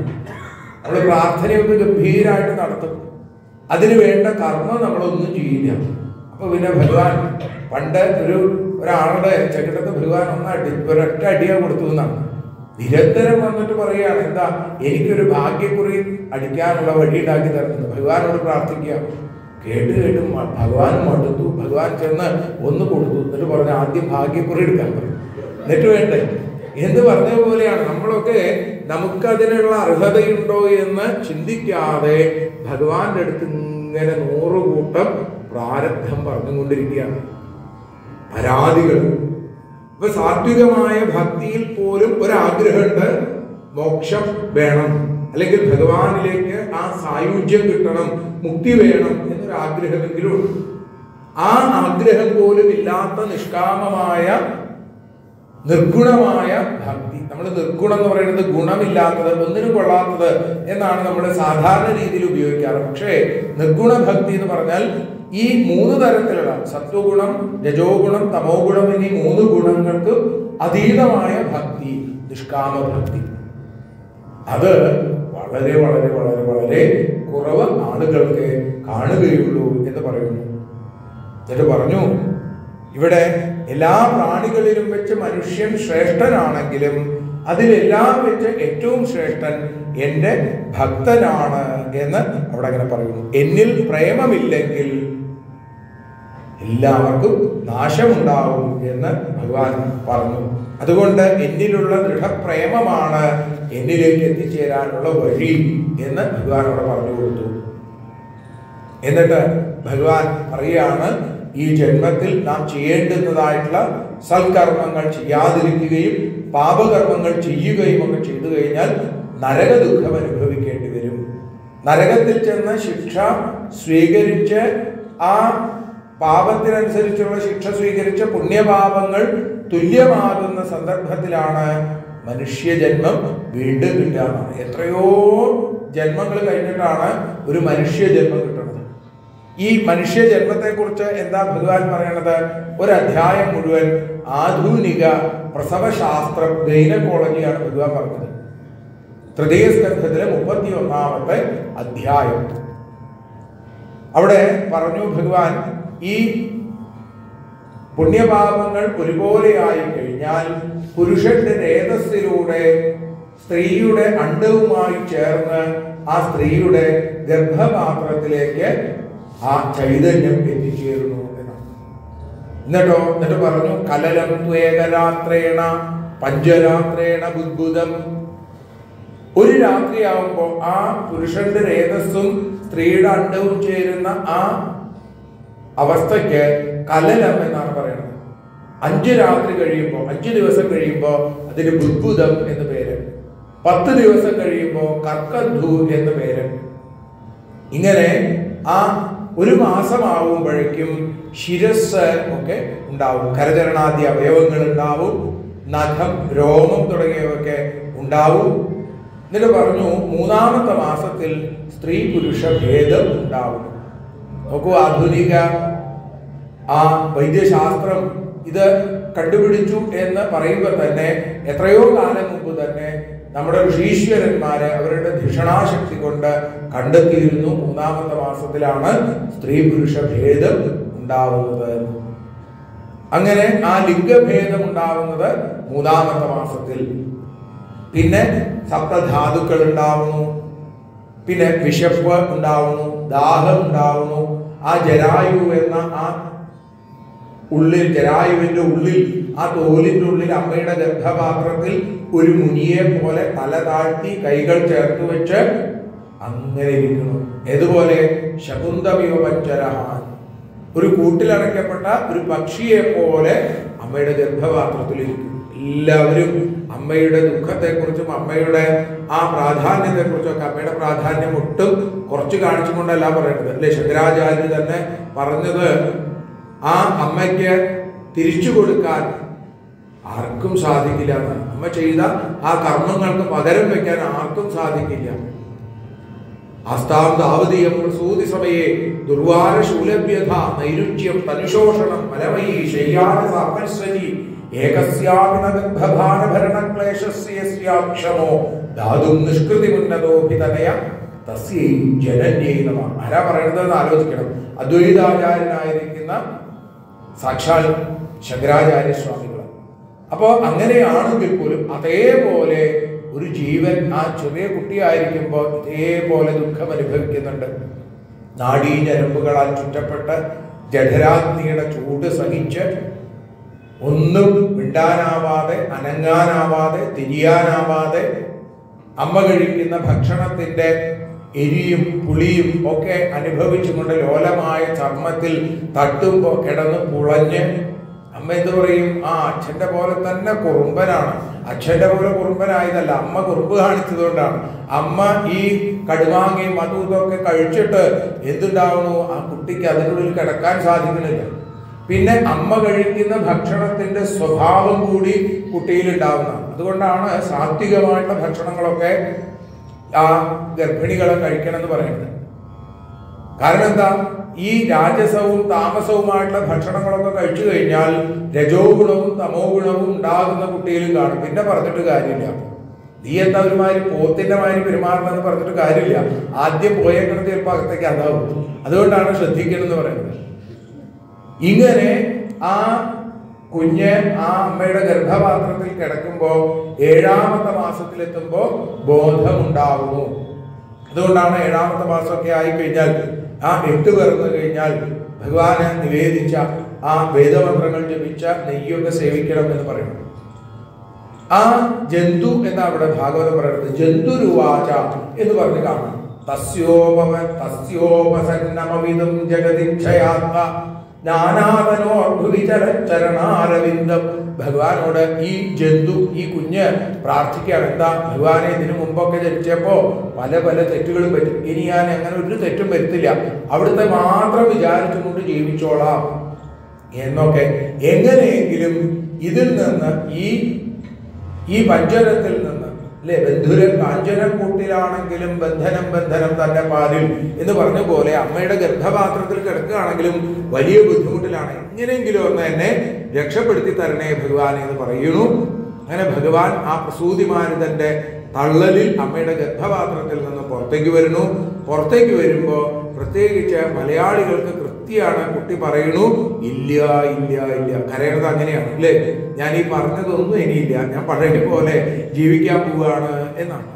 അങ്ങനെ ജീവിക്കുമ്പോഴോ കുട്ടിക്കാലത്ത് എന്തൊരു ബുദ്ധിമുട്ടാണെന്ന് ആലോചിച്ച് നോക്കൂ. ഒന്നും പറയാൻ സാധിക്കില്ല, വെറുതെ കരയാൻ മാത്രമേ സാധിക്കുള്ളൂ. കരയുന്നത് എന്തിനാണ് എന്ന് അമ്മയ്ക്ക് അറിയണം. പുറത്ത് കടിച്ചിട്ട് പുറത്തൊരു ഉറുമ്പ് വന്ന് കടിച്ചിരിക്കുകയാണ്, കുട്ടി കരയുകയാണ്. അമ്മ എന്ത് വിചാരിക്കണു, വിശന്നിട്ടാണെന്ന് വിചാരിച്ച് പാല് കൊടുക്കണു. കുട്ടി വീണ്ടും കരയണു. അവസാനമാണ് ഉറുമ്പിനെ കണ്ടെത്തുന്നത്. അതുവരെ കരച്ചിൽ തന്നെ. ഇങ്ങനെ തൻ്റെ ഇഷ്ടങ്ങൾക്ക് വിപരീതമായിട്ട് പലതും അനുഭവിക്കേണ്ടി വരുന്ന ഒരു കുട്ടിക്കാലം. മലത്തിലും മൂത്രത്തിലും കിടന്ന്, പണ്ടൊക്കെ ആണെങ്കിൽ കുറച്ചു സമയം കിടന്നാൽ മതിയായിരുന്നു അല്ലേ. അമ്മ വന്ന് കണ്ടു കഴിഞ്ഞാൽ ആ തുണിയൊന്നും ഇങ്ങോട്ട് വലിച്ചിട്ട് കൊടുത്താൽ കുറച്ച് ആശ്വാസമുണ്ട്. ഇപ്പൊ അങ്ങനെയല്ല, കാലത്ത് തന്നെ അവിടെ അങ്ങോട്ട് അടച്ചു വെക്കുകയാണ് നമുക്ക് സൗകര്യത്തിന് വേണ്ടിയിട്ട്. വൈകുന്നേരമായിട്ട് ഊരിയാൽ മതി. എന്തൊരു അവസ്ഥയാണെന്ന് ആലോചിച്ച് നോക്കൂ. ഇങ്ങനെ ചെയ്യുന്ന ആളുകളാണ് പിന്നീട് അവസാനത്തിൽ ഇതേപോലെയുള്ള വലുത് ഇട്ടുകൊണ്ട് കിടക്കേണ്ടി വരുന്നത്. ICUവിലും അവിടെ ഇവിടെയൊക്കെ കിടക്കേണ്ടി വരുന്ന ആളുകൾ പണ്ട് ചെയ്തതിന്റെ ഫലമായിരിക്കാം ഒരുപക്ഷെ. അപ്പോ ഇങ്ങനെ എന്തൊരു ബുദ്ധിമുട്ടാണ്. അവർക്ക് നടക്കാൻ പോലും വയ്യ. ചില കുട്ടികളൊക്കെ നടക്കണമെന്ന് കഴിഞ്ഞാൽ ഇതിങ്ങനെ തൂങ്ങി അതിൻ്റെ ഉള്ളിൽ മൂത്രം കെട്ടിക്കിടന്ന് ഒരു കുഴപ്പമില്ല എന്നാണ് പരസ്യത്തിൽ കാണുന്നത്. അവര് പരസ്യം ഇത് ചെലവാകാൻ വേണ്ടി പലതും ചെയ്യും, ചെറിയ കുട്ടികൾ. അത് കഴിഞ്ഞ് കുറച്ച് കഴിയുമ്പോഴേക്കും പിന്നെ ആ കൗമാരത്തിലേക്ക് എത്തി, യൗവനത്തിലേക്കൊക്കെ എത്തുമ്പോഴേക്കും എന്തായി, പിന്നെ ഓട്ടമാണ്. എന്തിനു വേണ്ടിയാണ് ഓട്ടം എന്ന് ചോദിച്ചാൽ നിശ്ചയില്ല, ഓടിക്കൊണ്ടേയിരിക്കും. ധനമുണ്ടാക്കാനുള്ള, അധികാര സ്ഥാനങ്ങളിലെത്താനുള്ള ഓട്ടം, ഇതൊക്കെ കുറേശ്ശെ വേണ്ടിവരും ജീവിതത്തിൽ. പക്ഷേ ഇതിനു വേണ്ടി മാത്രമായി മാറുമ്പോൾ അവിടെ പല പല പ്രശ്നങ്ങളുണ്ടാവും. ഇതുകൊണ്ടാണ് ഒരു രസികൻ പറഞ്ഞു, ഈ മനുഷ്യന് ഇത്ര ആയുസ്സൊന്നും ഉണ്ടായിരുന്നില്ല അത്ര പണ്ട്, വളരെ കുറച്ച് ആയുസ്സേ ഉണ്ടായിരുന്നുള്ളൂ. ഭഗവാന്റെ അടുത്ത് പോയി പറഞ്ഞു, എനിക്ക് ഇത്ര ആയുസ് പോരാ, കുറച്ചു കാലം കൊണ്ട് ജീവിച്ചാൽ കൊള്ളാമെന്നുണ്ട്. അപ്പൊ പറഞ്ഞു, ആയുസിന്റെ പാത്രത്തിൽ ഇനി ഒന്നും ബാക്കിയില്ല, എല്ലാവരും കൊടുത്തു കഴിഞ്ഞു. ഇനിയിപ്പോ എന്ത് ചെയ്യാം? അവിടെ താഴെ പോയിട്ട്, ഭൂമിയിൽ പോയിട്ട് ആരുടെങ്കിലും നിന്ന് കിട്ടുന്ന വെച്ചാൽ മേടിച്ചോളാൻ പറഞ്ഞു. ഞാൻ ഇവിടെ മാറ്റി എഴുതിക്കൊള്ളാം. അങ്ങനെ ഇവിടെ വന്നിട്ട് ഓരോരുത്തരുടെ അടുത്തുനിന്ന് കുറേശ്ശെ ആയുസ് മേടിച്ചു. ആദ്യം ഒരു കുരങ്ങന്റെ അടുത്തുനിന്ന്. കുരങ്ങനോട് ചോദിച്ചപ്പോൾ കുരങ്ങൻ പറഞ്ഞു, എൻ്റെ പേര് കുരങ്ങൻ എന്നാണ്, ഞാൻ ഇങ്ങനെയൊക്കെയാണ് എൻ്റെ രീതികളെ, വേണമെങ്കിൽ തരാം, എനിക്ക് ഇത്രയൊന്നും ആവശ്യമില്ല, എന്നാൽ കുറച്ച് തരുമെന്ന് പറഞ്ഞു. കുരങ്ങൻ്റെ നിന്ന് വാങ്ങി. പിന്നെ ഒരാൾ വരുന്നു, ചാടി വരുന്നുണ്ട്. അപ്പം അയാളോട് ചോദിച്ചപ്പോൾ പറഞ്ഞു കുതിര എന്നാണ്. അയാൾ കുറച്ച് കൊടുത്തു. പിന്നെ നോക്കിയപ്പോൾ അടുത്തത് വേറൊരു കുതിര, പക്ഷെ അത്ര ചാട്ടോ മോട്ടോ ഒന്നുമില്ല.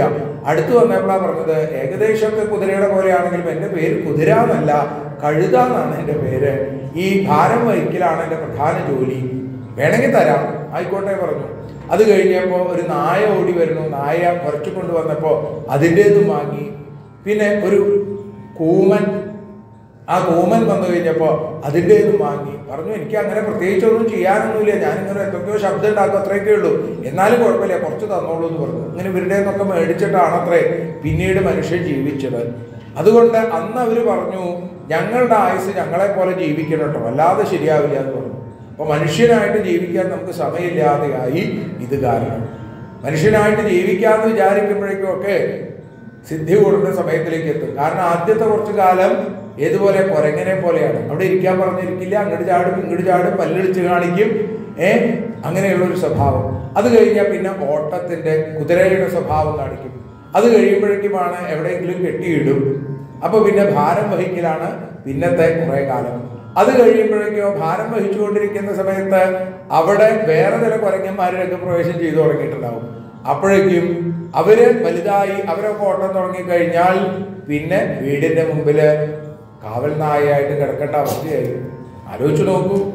കുട്ടികളോട് പറഞ്ഞു കഴിഞ്ഞാൽ ദേഷ്യം വരുന്ന ചില കുട്ടികളൊക്കെ ആണെങ്കിൽ പറയും, കാരണം ഒരു വെറുതെ കുരയ്ക്കാണ്ട് അവിടെ ഇരിക്കൂ, ഞാൻ എൻ്റെ കാര്യം നോക്കട്ടെ, എനിക്ക് എന്തെല്ലാം കാര്യങ്ങളുണ്ട്, അതിനിടയിലാണ് ഇപ്പോൾ അമ്പലത്തിൽ പോകണം, സപ്താഹത്തിന് പോകണം എന്നൊക്കെ പറഞ്ഞാൽ അങ്ങനെ കുറച്ചു കാലം കിടക്കുമ്പോൾ തോന്നും ഇങ്ങനെ ചുക്കി ചുളിഞ്ഞ് ജരാനരകൾ വന്ന് പഴയ ഗ്ലാമറൊന്നുമില്ല, ഇവിടെ കൊണ്ട് ഇരുത്താൻ തന്നെ കൊള്ളില്ല. ആരെങ്കിലൊക്കെ വന്ന് ഇത് ആരാധകന്ന് ചോദിച്ചാൽ അച്ഛനാണ് അമ്മയാണെന്നൊക്കെ പറയാനുള്ള മടി. അത് കാരണം പറഞ്ഞു, വളരെ സൂത്രത്തിൽ പറഞ്ഞു, ഒരു കാര്യം ചെയ്യാം, ഇവിടെ കിടന്നു കഴിഞ്ഞാൽ തണുപ്പടിക്കും, വെയിലടിക്കും, മഴച്ചാറ്റിൽ വരും, അതുകൊണ്ട് നമുക്ക് അകത്ത് പോയി കിടക്കാം. അകത്ത് കൊണ്ടുപോയി കട്ടിലിൻ്റെ കൊണ്ടുപോയി കിടത്തി. പിന്നെ അവിടുന്ന് എണീക്കലുമില്ല, ഒന്നുമില്ല. അത് ഏതുപോലെ കുട്ടികളൊക്കെ വന്ന് ചോദിക്കും, മുത്തശ്ശ മുത്തശ്ശി എന്നൊക്കെ വിളിക്കുമ്പോൾ ഒരു മോളൊക്കെ മാത്രമേ ഉള്ളൂ, എന്ന് പറഞ്ഞൊരു മോളൊക്കെ കൂമനെ പോലെ. ഇങ്ങനെയൊക്കെയാണ് അവസ്ഥ. അപ്പോൾ ഭഗവാൻ പറയുകയാണ്, ഇങ്ങനെ ഈ ജീവിതം വീണ്ടും നഷ്ടപ്പെടുത്തുന്നു ആളുകള്. അതുകൊണ്ട് എന്തു വേണമെന്നാണ് പറയണത്, ഈ ജീവഗതി അത് വേണ്ടതുപോലെ മനസ്സിലാക്കി ഭഗവാനെ ആശ്രയിച്ച് നല്ല സൽക്കർമ്മങ്ങളൊക്കെ ചെയ്തും കൊണ്ട് ജീവിക്കുകയാണ് വേണ്ടത് എന്ന് ഭഗവാൻ അവിടെ പറഞ്ഞു കൊടുത്തു. ആ ജന്തുവിൻ്റെ ഗംഭീരമായിട്ടുള്ള സ്തുതിയൊക്കെ ആണ് 31-ാമത്തെ അധ്യായത്തിന്റെ പ്രത്യേകതയായിട്ട് കാണിക്കുന്നത്. ഇത് കഴിഞ്ഞിട്ട് പറഞ്ഞു, ഇവിടെ ആ വെറും കാമ്യകർമ്മങ്ങൾക്ക് വേണ്ടി വളരെ ധർമ്മിഷ്ഠരാണ്, പക്ഷേ പല പല ആഗ്രഹങ്ങൾക്ക് വേണ്ടി ജീവിക്കുന്ന ആളുടെ ഗതിയും വളരെ കഷ്ടമാണെന്നാണ്. നിസ്സാരമായിട്ടുള്ള ഭോഗങ്ങൾക്ക് വേണ്ടി ഭ്രമിച്ച് ഈ സംസാരത്തിൽ പുനരഭിമരണം, പുനരഭിജനനം, ശങ്കരാചാര്യൻ പറഞ്ഞ പോലെ ജനിക്കുക, മരിക്കുക, ജനിക്കുക, മരിക്കുക, ഇങ്ങനെ ജീവിക്കേണ്ടി വരും എന്നാണ്. സകല ലോകങ്ങൾ, ഇനി സത്യലോകം, ബ്രഹ്മാവിന്റെ ലോകം പോലും നശ്വരമാണ് എന്ന് ഭഗവാൻ പറയാണ്. ദ്വിപരാർത്ഥം കഴിയുമ്പോൾ ബ്രഹ്മാവിനും നാശമുണ്ട് എന്ന് മനസ്സിലാക്കൂ. അപ്പൊ മറ്റു ലോകങ്ങളുടെ കഥ പറയാനുണ്ടോ? എല്ലാം നശിക്കുന്നതാണ്. സകലതും ഉണ്ടായതൊക്കെ നശിക്കും. ഭഗവാൻ മാത്രമാണ് നാശമില്ലാത്തത് എന്ന് തിരിച്ചറിയാം. എന്നിട്ട് പറഞ്ഞു, ഈ സർവാത്മന ഭഗവാനെ ശരണം പ്രാപിക്കുന്ന ആളുകൾക്ക് ഭക്തിജ്ഞാന വൈരാഗ്യങ്ങൾ ഒരേപോലെ ഉറച്ചു കിട്ടും എന്നും അവിടെ സൂചിപ്പിച്ചു. ഈ ഉപദേശത്തെ ഭക്തന്മാരായിട്ടുള്ള ആളുകൾക്ക്, ഭക്തിശ്രദ്ധകളില്ലാത്ത ആളുകൾക്ക് ഒരിക്കലും ഉപദേശിക്കരുത് എന്ന് കൂടി പ്രത്യേകം ഓർമ്മിപ്പിച്ചു ഭഗവാൻ. കപിലന്റെ ആ ഉപദേശാമൃതത്തെ സ്വീകരിച്ച ദേവഭൂതി പാദങ്ങളിൽ വീണ് വീണ്ടും വീണ്ടും വീണ്ടും നമസ്കരിച്ചു. അറിയേണ്ടത് അറിഞ്ഞു എന്ന കൃതാർത്ഥതയോടുകൂടി തം ത്വാമഹം ബ്രഹ്മപരം പുമാംസം പ്രത്യക്സ്രോതസ്യ ആത്മനി സംവിഭാവ്യം സ്വതേജസാധ്വസ്തഗുണപ്രവാഹം വന്ദേ വിഷ്ണു കപിലം വേദഗർഭം എന്ന് വീണ് നമസ്കരിച്ചു. അമ്മയ്ക്ക് പറഞ്ഞു കൊടുക്കേണ്ടത് കൊടുക്കാനായിട്ട് സാധിച്ചു എന്ന കൃതാർത്ഥതയോടുകൂടി ഭഗവാൻ അവിടുത്തെ യാത്രയായിരുന്നാണ്. യോഗീ സംഘങ്ങളോടുകൂടി കപിലവാസുദേവൻ ഇന്നും തപസ് ചെയ്തുകൊണ്ടിരിക്കുന്നു എന്നാണ് സങ്കല്പം.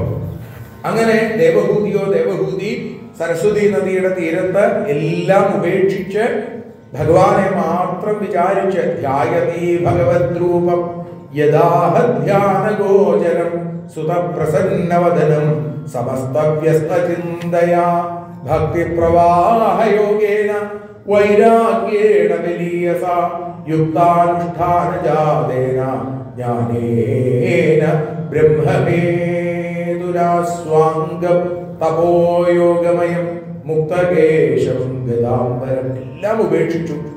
തലമുടിയൊക്കെ ജടയായി മാറി, ദേഹബോധമില്ലാതെയായി, വസ്ത്രങ്ങളൊന്നും വേണ്ട എന്നുള്ളൊരവസ്ഥയിലേക്ക് ആയിത്തീർന്നു. എല്ലാം ഉപേക്ഷിച്ച് ഭഗവാന്റെ പാദങ്ങളിലേക്ക് എത്തിച്ചേർന്നു ദേവഹൂതി. ആ പ്രദേശം സിദ്ധപദം എന്ന് അറിയപ്പെടുന്നു. ദേവഹൂതിയുടെ ദേഹം ഒരു നദിയായി മാറി എന്നും അവിടെ സൂചിപ്പിച്ചു. ഫലശ്രുതി പറഞ്ഞു, യൈതമനുഷുണോദിയോഭിധത്തെ കപിലമുനിർമതമാത്മയോഗഗുഹ്യം. കപിലമുനിയുടെ മതം എന്ന് പറഞ്ഞാൽ അഭിപ്രായം.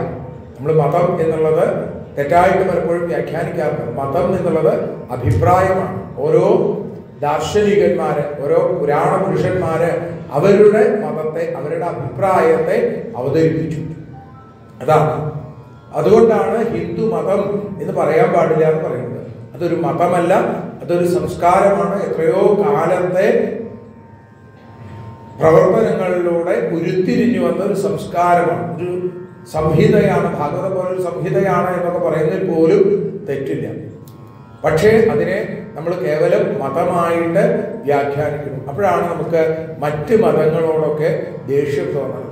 അതില്ലാത്ത ഒരു കാലഘട്ടത്തിൽ, അല്ലെങ്കിൽ ആ കാലഘട്ടത്തിലോട് ഉരുത്തിരിഞ്ഞു വന്നതാണ് ഹിന്ദു സംസ്കാരം എന്നുള്ളത്. അപ്പോൾ ഇവിടെ പറഞ്ഞു, ഇത് ഈ കപിലമുനിയുടെ ഈ അഭിപ്രായത്തെ വേണ്ട പോലെ കേൾക്കുന്ന ആളുകള്, പഠിക്കുന്ന ആളുകള്, അവർക്ക് സുവർണകേതാവ് ഉപലഭതേ ഭഗവത് പദാരവിന്ദം. ഭഗവതി കൃപധീ സുവർണകേതാവ് ഉപലഭതേ ഭഗവത് പദാരവിന്ദം. ഭഗവാന്റെ പദാരവിന്ദങ്ങളിൽ ഭക്തി ഉണ്ടാവും എന്ന് ഫലശ്രുതി കൂടി പറഞ്ഞുകൊണ്ട് കാപിലം എന്നുള്ള രംഗം അവിടെ ഉപസംഹരിക്കുകയാണ്. പിന്നീടാണ് ചതുർത്ഥ സ്കന്ധത്തിലേക്ക് കടന്നത്. ചതുർത്ഥ സ്കന്ധത്തിൽ 4ാമത്തെ സ്കന്ധം ധർമാർത്ഥ കാമ മോക്ഷങ്ങൾ, പുരുഷാർത്ഥങ്ങൾ 4ആണ്. അതിന് ആ പൂരകമായതുപോലെ 4 കഥകൾ പ്രധാനമായിട്ടും അവിടെ കാണാൻ സാധിക്കും. ആദ്യത്തെ കഥയാണ് ദക്ഷയാഗം. ദർപ്പം കൊണ്ട് കണ്ണു കാണാതായ ദക്ഷന്റെ കഥ. എന്നാൽ തൊട്ടടുത്ത് മറ്റൊരു കഥ പറഞ്ഞു, ഒരു 5 വയസ്സുകാരന്റെ കഥ. ആ ഉണ്ണിക്ക് ഭഗവത് ഭക്തിയുടെ ഏറ്റവും ഉത്തമോദാഹരണമായി മാറാൻ സാധിച്ചു. ഒരാൾക്ക് രാജ്യാധികാരമുണ്ട്, സമ്പത്തുണ്ട്, എല്ലാം ഉണ്ട്, പക്ഷേ ഇല്ലാതെ പോയി ഒന്ന്. അതെന്താ? അത് ആ വിനയം എന്നുള്ളതാണ്. ഭഗവാനിൽ ഒരു ശ്രദ്ധ എന്നൊന്നുണ്ടായില്ല, ദ്വൈതഭാവം ഉണ്ടായി ദക്ഷൻ. അതുകൊണ്ടാണ്. കാരണം ബ്രഹ്മാവിനെയും മഹാവിഷ്ണുവിനെയും ആദരിക്കുന്ന ദക്ഷൻ മഹാദേവനെ, അത്രി മഹർഷി അനസൂയയോടുകൂടി തപസ് ചെയ്തപ്പോൾ ഭഗവാനെ പ്രത്യക്ഷപ്പെട്ടു, ത്രിമൂർത്തികൾ പ്രത്യക്ഷപ്പെട്ടു. ജഗദീശ്വരൻ പുത്രനായിട്ട് വരണം എന്ന് പറഞ്ഞപ്പോൾ 3 പേര് പ്രത്യക്ഷപ്പെട്ടിട്ട് എന്താ പറഞ്ഞത്? ഞങ്ങൾ 3 പേരും ചേർന്നാലേ ജഗദീശ്വരത്വം വരുള്ളൂ എന്നാണ്. അല്ലെങ്കിൽ ഈ ലോകം മുഴുവൻ ഭഗവാനാണ് എന്ന് ബോധ്യത്തിലേക്ക് എത്താൻ ദക്ഷന്റെ ദർപ്പം അതിനെ അനുവദിച്ചില്ല. ദക്ഷിണാമൂർത്തിയോട് ദേഷ്യം വെച്ച് പുലർത്തി. എവിടെ വെച്ച്?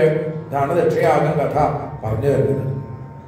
അത് ദേവന്മാരുടെ ഒരു സത്രത്തിൽ വെച്ച് അതിൻ്റെ അധികാരിയായി അല്ലെങ്കിൽ അധ്യക്ഷനായിട്ട് ആ ദക്ഷൻ ഇങ്ങനെ കടന്നു വന്നു കഴിഞ്ഞപ്പോൾ എല്ലാവരും എഴുന്നേറ്റു.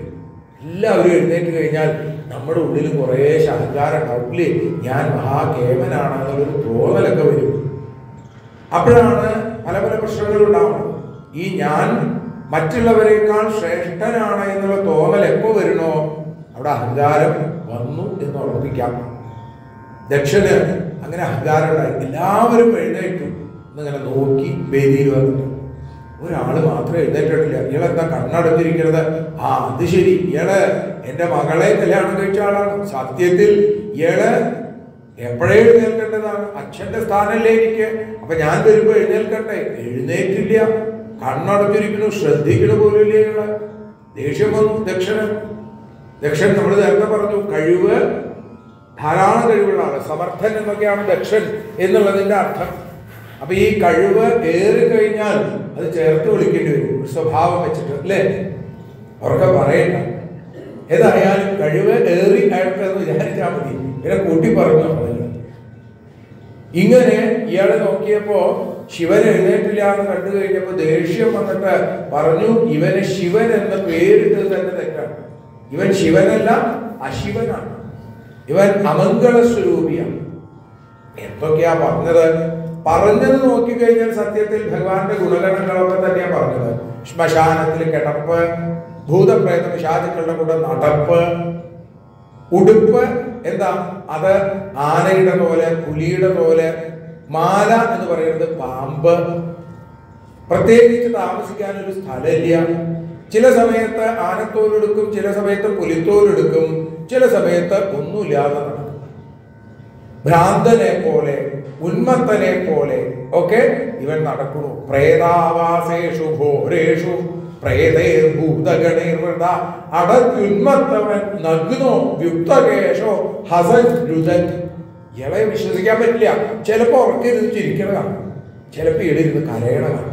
ഇതെന്താ ഇയാൾ ഇങ്ങനെ? പിന്നെ ഈ ശ്മശാനത്തിലെ ഭസ്മൊക്കെയാണ് നെറ്റിയിൽ പൂശിക്കൊണ്ട് നടക്കുന്നത്. അവിടെയുള്ള അസ്ഥികളൊക്കെ എടുത്ത് എന്തെല്ലാം. എൻ്റെ അടുത്തൊരു വാക്ക് പറഞ്ഞാൽ മതി അല്ലേ, എത്ര ഭൂഷണങ്ങൾ വേണമെങ്കിൽ ഞാൻ കൊടുക്കാം. ഞാൻ പ്രജാപതിമാരുടെ നേതാവാണ്. ഇതൊന്നും അറിയാതെ എന്താ സ്വർണ്ണാഭരണങ്ങള്, രത്നാഭരണങ്ങളൊക്കെ, ഭൂഷണങ്ങളോ ആടയാഭരണങ്ങളോ എന്ത് വേണമെങ്കിലും കൊടുക്കാന്ന് പറഞ്ഞാലും ഇയാൾക്ക് ഇതൊന്നും വേണ്ട. ഇയാൾ എന്തേ ഉള്ളൂ? ഇയാള് ചില അസ്ഥി ഒക്കെ കോർത്ത് കെട്ടി, പിന്നെ തലയോട്ടിയൊക്കെ അതിന്റെ ലോക്കറ്റ് പോലെ കെട്ടിട്ട് നടക്കുക. ഇങ്ങനെ ഒരാള്, പിന്നെ ഒരു മൂന്നാം തൃക്കണ്ണ്, ഇങ്ങനെ ഇത്ര അപകടക്കാരനാണ് എന്ന് ചിലപ്പോൾ കൂട്ടുകാർ നേരെയായി കഴിഞ്ഞാൽ ചിലപ്പോൾ നേരെയാവും ഇല്ലേ? അങ്ങനെയാണ്. പക്ഷേ കൂട്ടുകാരെന്ന് പറഞ്ഞാൽ ആരാ? ഭൂതപ്രേത പിശാചുക്കള. അയ്യോ, അങ്ങോട്ട് നോക്കാൻ പോലും പറ്റില്ല. ഇങ്ങനെ ഒരാൾക്ക് സത്യത്തിൽ ഗൃഹീത്വാ മൃഗശാപാക്ഷ്യാപാണി മർക്കടലോചന. ഇവന് ഞാൻ എൻ്റെ മകളെ വിവാഹം ചെയ്ത് കൊടുത്തില്ലേ? ആ ബ്രഹ്മാവ് പറഞ്ഞത് ആലോചിച്ചിട്ട് കഷ്ടം. ഇതൊക്കെ ഇങ്ങനെ ആലോചിച്ചു. സത്യത്തിൽ ഈ കാര്യങ്ങളൊക്കെ തന്നെ ഒരർത്ഥത്തിൽ ഭഗവാനെ കുറിച്ചുള്ള പുകഴ്ത്തലുകളാണ്. നിന്ദാസ്തുതി എന്നൊക്കെ സജ്ജനങ്ങൾ ഇതിനെ പറയാറുണ്ട്. ശിശുപാലൻ ഭഗവാനെ കുറിച്ച് പറയുന്നത്, ഗോപികുമാരൻ ഭഗവാനെ കുറിച്ച് എന്ന് പറയും മകരകുണ്ടലം, മഞ്ഞപ്പട്ട്, മയിൽപ്പീലി, ആ മൃദുമന്ദഹാസം, എന്റെ മരതകമണി വർണ്ണൻ. ഒന്ന് കണ്ടാ മതി ആ ഭഗവാനെ. ഗോപികുമാരൻ എങ്ങനെയാ പറയാ? ശിശുപാലൻ എന്താ പറയാ? മഞ്ഞപ്പട്ട്, മയിൽപ്പീലി, അവന്റെ ആ മന്ദസ്മിതം കണ്ടാ മതി. പറയുന്നത് ഒന്ന് തന്നെയാണെങ്കിലും ആ ഇതിൽ വ്യത്യാസമുണ്ട്. ഇതേപോലെയാണ് ദക്ഷനും ഈ പറഞ്ഞതൊക്കെ. എന്നിട്ട് ദക്ഷൻ ദുഷ്ടപ്പെടുത്തി സഹഭാഗം നലഭതാം ദേവേ ദേവഗണാധമ. ദേവഗണങ്ങളിൽ അധമനായിരിക്കുന്ന ഇവന്, അതും സജ്ജനങ്ങൾ വ്യാഖ്യാനിക്കുന്നത് എന്താ? തൻ്റെ ആ മഹാദേവത്വം കൊണ്ട് ദേവന്മാരെ അധവന്മാരാക്കുന്ന ആള് ഭഗവാൻ. അതുകൊണ്ടാണ് ഭഗവാന് മഹാദേവൻ എന്ന് പേര് തന്നെ. അതുകൊണ്ട് ഇനി ഈ യജ്ഞങ്ങളൊക്കെ നടത്തുമ്പോ ഇവന് ഭാഗം കൊടുക്കണ്ട എന്ന് തീർച്ചപ്പെടുത്തി. അങ്ങനെ ശ്രമിച്ചു. ഇനി ഇവരെ യാഗത്തില് ഭാഗം കിട്ടാതെ പോട്ടെ. എന്നിട്ട് ദേഷ്യപ്പെട്ടിട്ട് അങ്ങനെ ഇറക്കി പുറപ്പെട്ടപ്പോ നന്ദികേശ്വരന് ഒട്ടും ഇഷ്ടമായില്ല. മഹാദേവൻ ഇത് എന്തെങ്കിലുമൊക്കെ പറഞ്ഞോട്ടെ, ഇതൊന്നും എന്നെ ബാധിക്കുന്നതല്ല എന്നുള്ള രീതിയിൽ ഇരുന്നപ്പോ നന്ദികേശ്വരൻ അത് ഇഷ്ടമായില്ല. നന്ദികേശ്വരൻ പറഞ്ഞു, നീ ഇപ്പൊ മേ മേ മേ ഞാൻ ഞാൻ ഞാൻ എന്ന് പറഞ്ഞ് ഇങ്ങനെ കരഞ്ഞില്ലേ, ഇതേപോലെ നിനക്ക് കരയാറാവും. ആടിന്റെ തല വെച്ച് ജീവിക്കാറാവട്ടെ നിനക്ക് അവിടെ നിങ്ങടെ.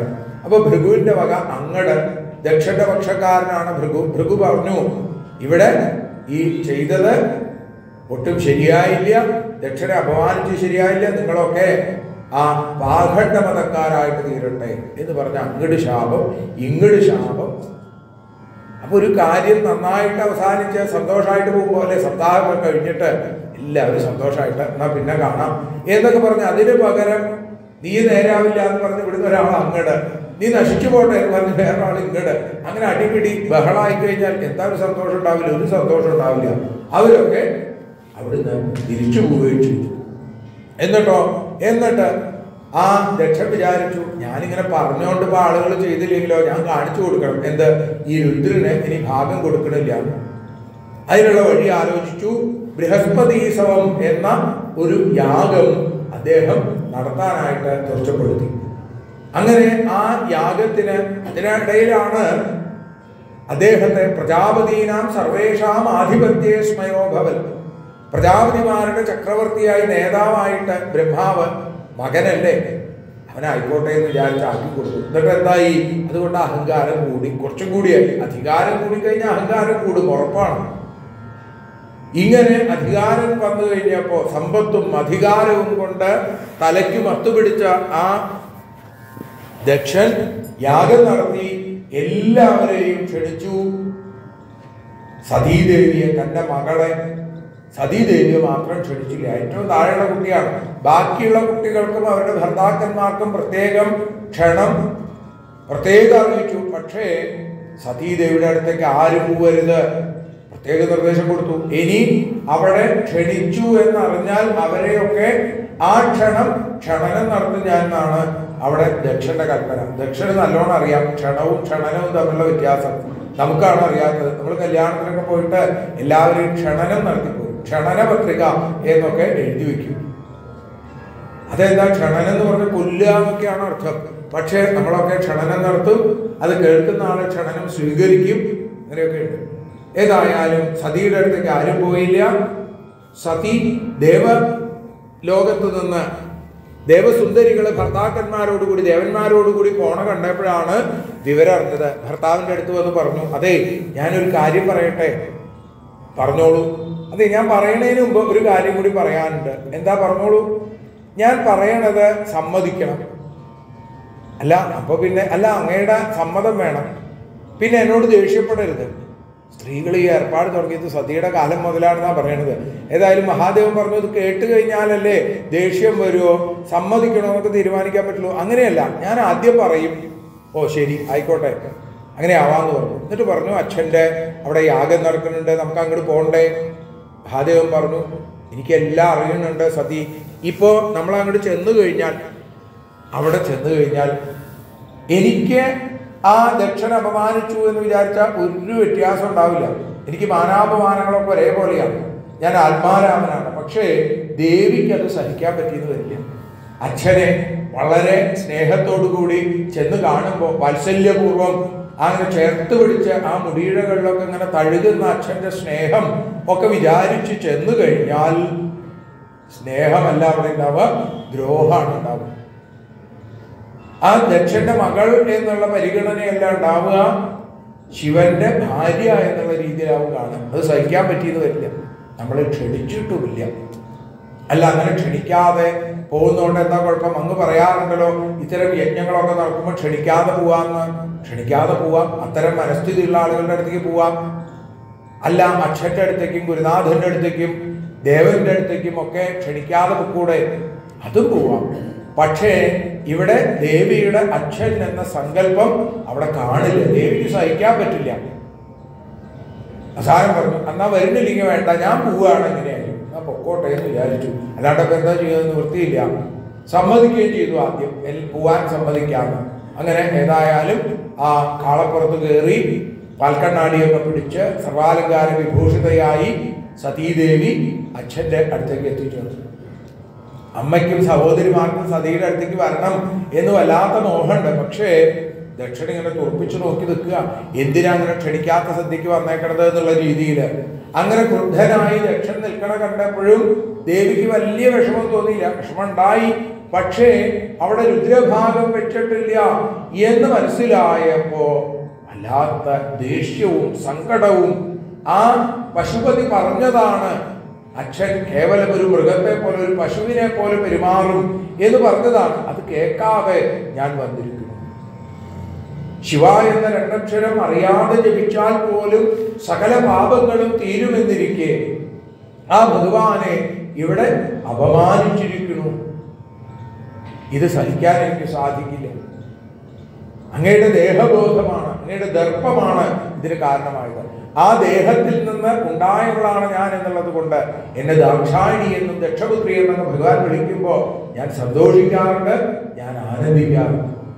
പക്ഷേ ഇനി ആ വിളി കേൾക്കാൻ എനിക്ക് സാധിക്കുമെന്ന് തോന്നുന്നില്ല. എൻ്റെ ശരീരമാകുന്ന കൂവളത്തിലെ കൊണ്ട് ഭഗവാനെ പരിചര്യ ചെയ്യുന്ന പൂജ ചെയ്യുന്ന എനിക്ക് ഈ കൂവളത്തിലേക്ക് ദക്ഷപുത്രി എന്ന പുഴുക്കുത്തുകൾ വീണതുകൊണ്ട് ഈ കൂവളത്തിലേക്ക് ഭഗവാൻ സമർപ്പിക്കാൻ സാധിക്കും. ഭഗവാനെ കുറിച്ച് ദോഷം പറയുന്ന, ഭഗവാനെ കുറിച്ച് തെറ്റായി ചിന്തിക്കുന്ന ഒരു സ്ഥലത്ത് ഒരു ഭക്തൻ, ഒരു ഭഗവത് ഭക്തൻ എത്തിക്കഴിഞ്ഞാൽ എന്ത് വേണം? ഒന്നുകിൽ അത് പറയുന്നവന്റെ നാവ് പിഴുതെടുക്കണം, അതല്ലെങ്കിൽ അവിടുന്ന് ഇറങ്ങിപ്പോരണം, അതുമല്ലെങ്കിൽ അത് കേട്ട ആ ശരീരം ഉപേക്ഷിക്കണം. ഇതിൽ എനിക്ക് കരണീയമായിട്ടുള്ളത് എൻ്റെ ശരീരം ഉപേക്ഷിക്കാൻ മാത്രമേ സാധിക്കുള്ളൂ. എനിക്ക് അച്ഛൻ്റെ നാവ് പൊച്ചെടുക്കാൻ സാധിക്കില്ല, എൻ്റെ അച്ഛനാണ് എന്തൊക്കെയായാലും. ഇനി മഹാദേവന്റെ അടുത്തേക്ക് തിരിച്ചു പോകാൻ സാധിക്കുമോ? സാധിക്കില്ല. കാരണം ഈ ദക്ഷപുത്രി എന്ന വിഴുപ്പ് എൻ്റെ ശരീരത്തെ പൂജയ്ക്ക് ഉപയോഗിക്കാവുന്ന തരത്തിൽ നിന്ന് മാറ്റിയിരിക്കുന്നു. അതുകൊണ്ട് എനിക്ക് അങ്ങോട്ടും പോകാൻ സാധിക്കില്ല. പിന്നെ എനിക്ക് എന്താണ് വഴി? ഈ ശരീരം ഉപേക്ഷിക്കുക എന്നുള്ളതാണ് ഒരൊറ്റ വഴി എന്നങ്ങനെ തീർച്ചപ്പെടുത്തി അവിടെ ദേവി തൻ്റെ ആ ശരീരത്തെ മഞ്ഞപ്പെട്ടുകൊണ്ട് ഇങ്ങനെ മൂടി പറഞ്ഞു. ആ ഭഗവാന്റെ പാദപത്മങ്ങളെ മാത്രം മനസ്സിൽ ചേർത്തു വെച്ചുകൊണ്ട് തതസ്വഭദ്ദുഷ്ടരണാംബുജാസവം ജഗദ്ഗുരോ ചിന്തയതീന ചാപരം. വേറെ ഒന്നും ചിന്തിച്ചില്ല. ഭഗവാന്റെ പാദാരവിന്ദങ്ങളെ മാത്രം ഹൃദയത്തിൽ ചേർത്ത് വെച്ചുകൊണ്ട് ദദർശദേഹോ ഹതകൽമഷസതി സദ്യപ്രജ്വാല സമാധിജാഗ്നിന. ദേവി അഗ്നി സ്ഫുലിംഗങ്ങളെ കൊണ്ട് തന്റെ ദേഹത്തെ ഉപേക്ഷിച്ചു. തൽപശ്യത കേൾക്കുവിച്ച അദ്ഭുതം മഹൽ ഹാഹേതി.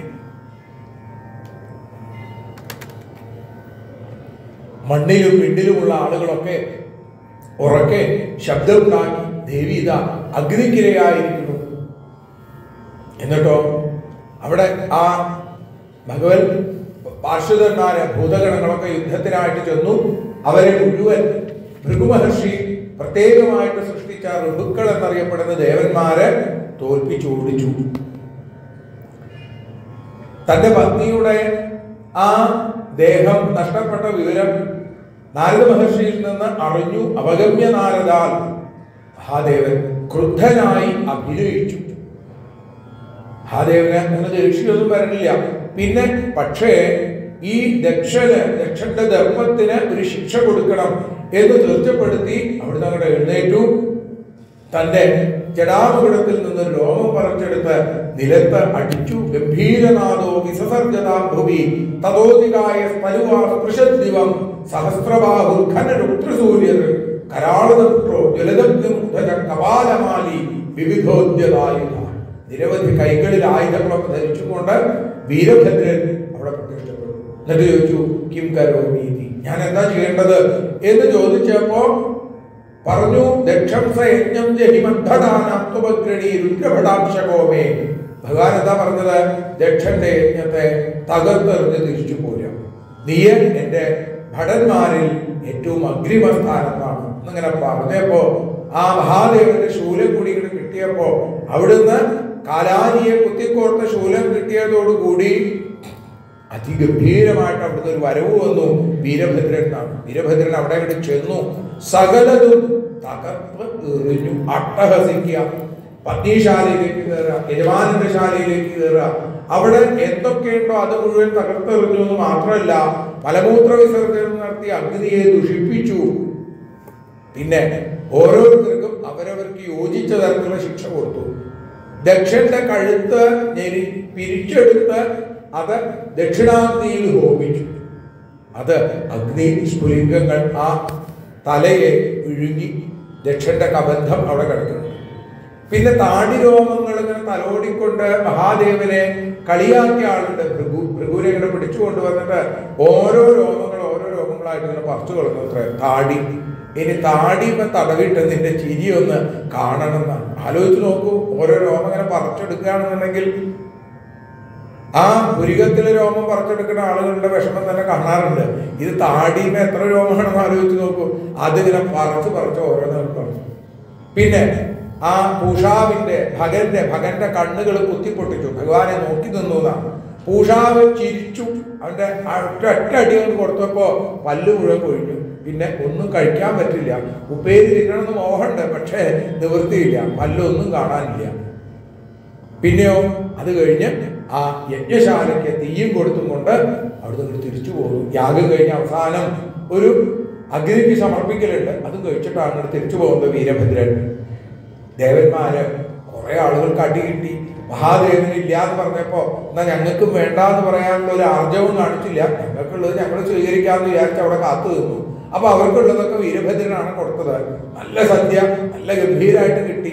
അവിടെ ഇവിടെ അടികൊണ്ട് ബ്രഹ്മാവിന്റെ അടുത്തേക്ക് ഓടിച്ചെന്നു, എങ്ങനെയെങ്കിലും രക്ഷിക്കണം. ബ്രഹ്മാവ് പറഞ്ഞു, ഇതാണ് കുഴപ്പം, ഞാനും മഹാദേവനും അതേപോലെ ആ മഹാവിഷ്ണുവും ഒന്നു തന്നെയാണ് എന്ന് നിങ്ങൾക്കെങ്കിലും അറിയണ്ടേ, ഞങ്ങൾ ആരും വന്നില്ലല്ലോ. അപ്പൊ പിന്നെ നിങ്ങൾ പോയത് എന്തിനാ? ഇനി അടി കിട്ടി, ഇനി എന്തെങ്കിലും ഒരു വഴി, ഒരൊറ്റ വഴിയുള്ളൂ. അതെന്താ? പടിയാറും കടന്നവിടെ ചെല്ലുമ്പോൾ ശിവനെ കാണാകും ശിവശംഭോ. കൈലാസത്തിലേക്ക് പോവാ.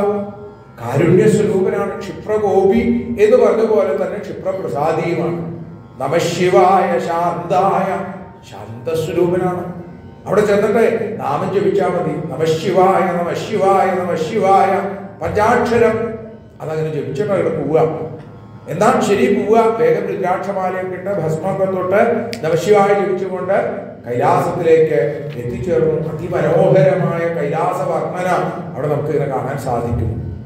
അങ്ങനെ ചെന്നപ്പോഴോ തസ്മിൻ മഹായോഗമയേ മുമുക്ഷു ശരണേശ്വര ദദൃശു ശിവമാസീനം ത്യക്താനക്ഷമിവാന്തകം സനന്ദനാദ്യൈർ മഹാസിദ്ധൈർ ശാന്തൈ സംശാന്ത വിഗ്രഹം ഉപാസ്യമാനം സഖ്യാച ഭർത്താ ഗുഹ്യകരക്ഷസ വിദ്യാ തപോയോഗപഥമാസ്ഥിതം തവധീശ്വരം ചലന്തം വിശ്വസുഹൃദം വാത്സല്യാലോകമംഗളം. അങ്ങനെയുള്ള മഹാദേവനെ, ആ പരമശിവനെ അങ്ങനെ കണ്ടു.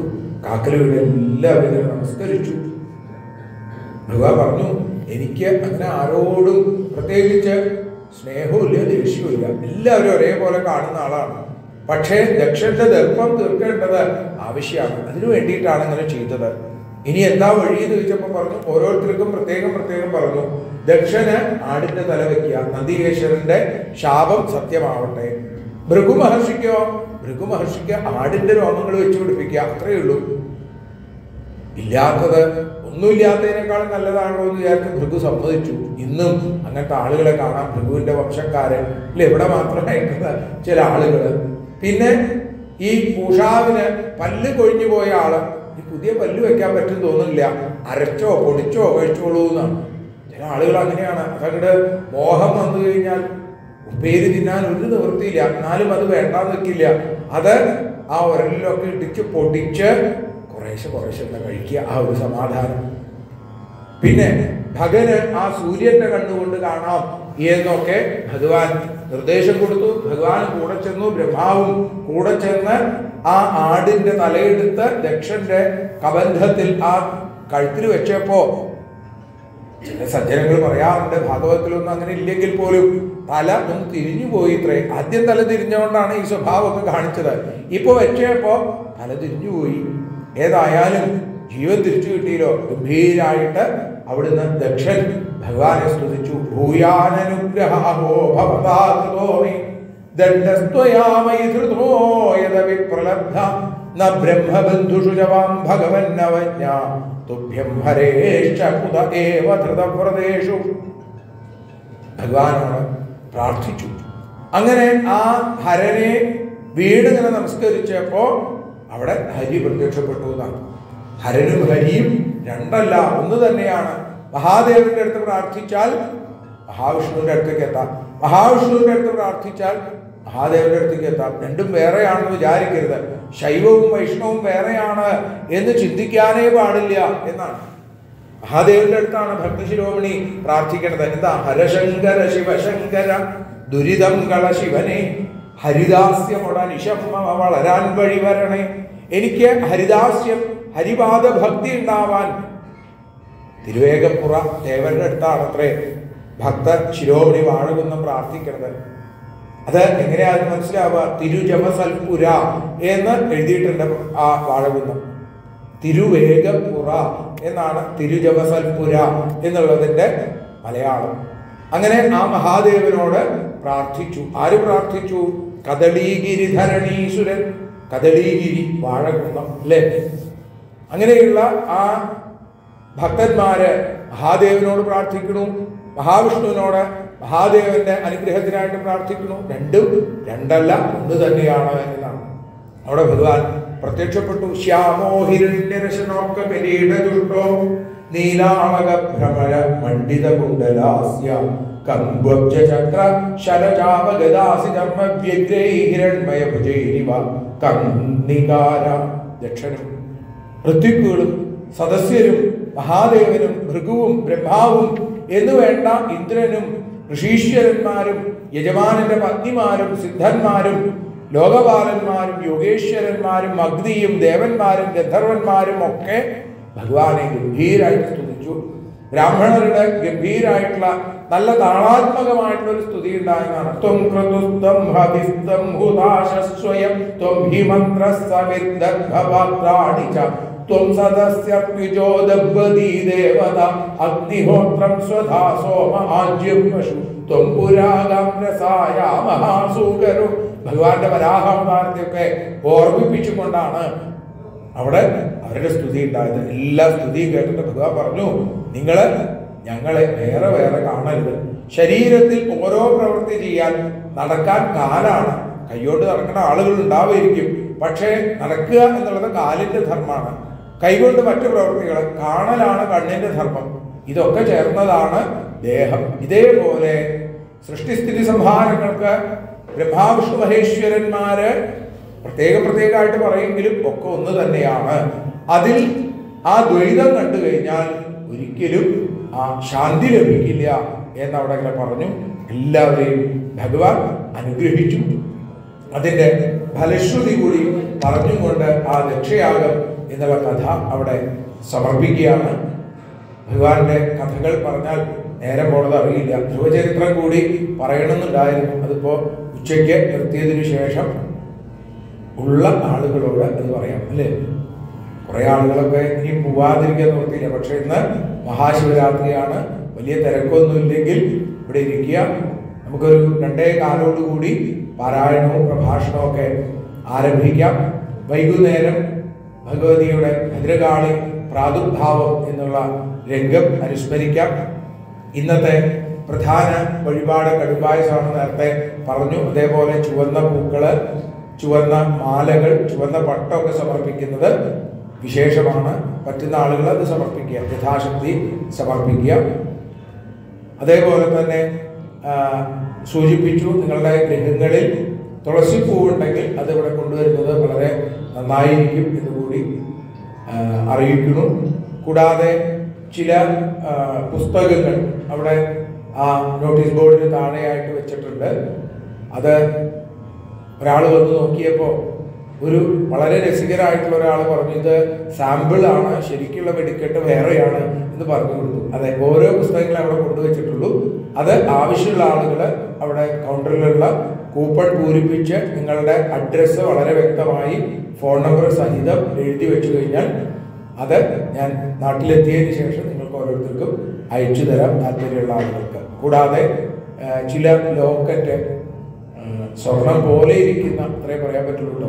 അപ്പോൾ അങ്ങനെ ചില ശ്രീകൃഷ്ണ ഭഗവാന്റെ ചിത്രത്തോടു കൂടിയിട്ടുള്ള ലോക്കറ്റ്, കുറച്ച് മോതിരം, അതും അവിടെ കൊടുത്തിട്ടുണ്ട്. അത് കൃഷ്ണ ഭഗവാന്റെ പ്രതിമ പോലെ നിർമ്മിച്ചിട്ടുള്ളതാണ്. അത് രണ്ടും എൻ്റെ ഒരു സുഹൃത്ത് തയ്യാറാക്കിയതാണ്. അതുകൂടി കൊണ്ടുവന്നിട്ടുണ്ട്. അത് താല്പര്യമുള്ള ആളുകൾക്ക് അവിടുന്ന് സ്വീകരിക്കാമെന്നുകൂടി അറിയിക്കണം.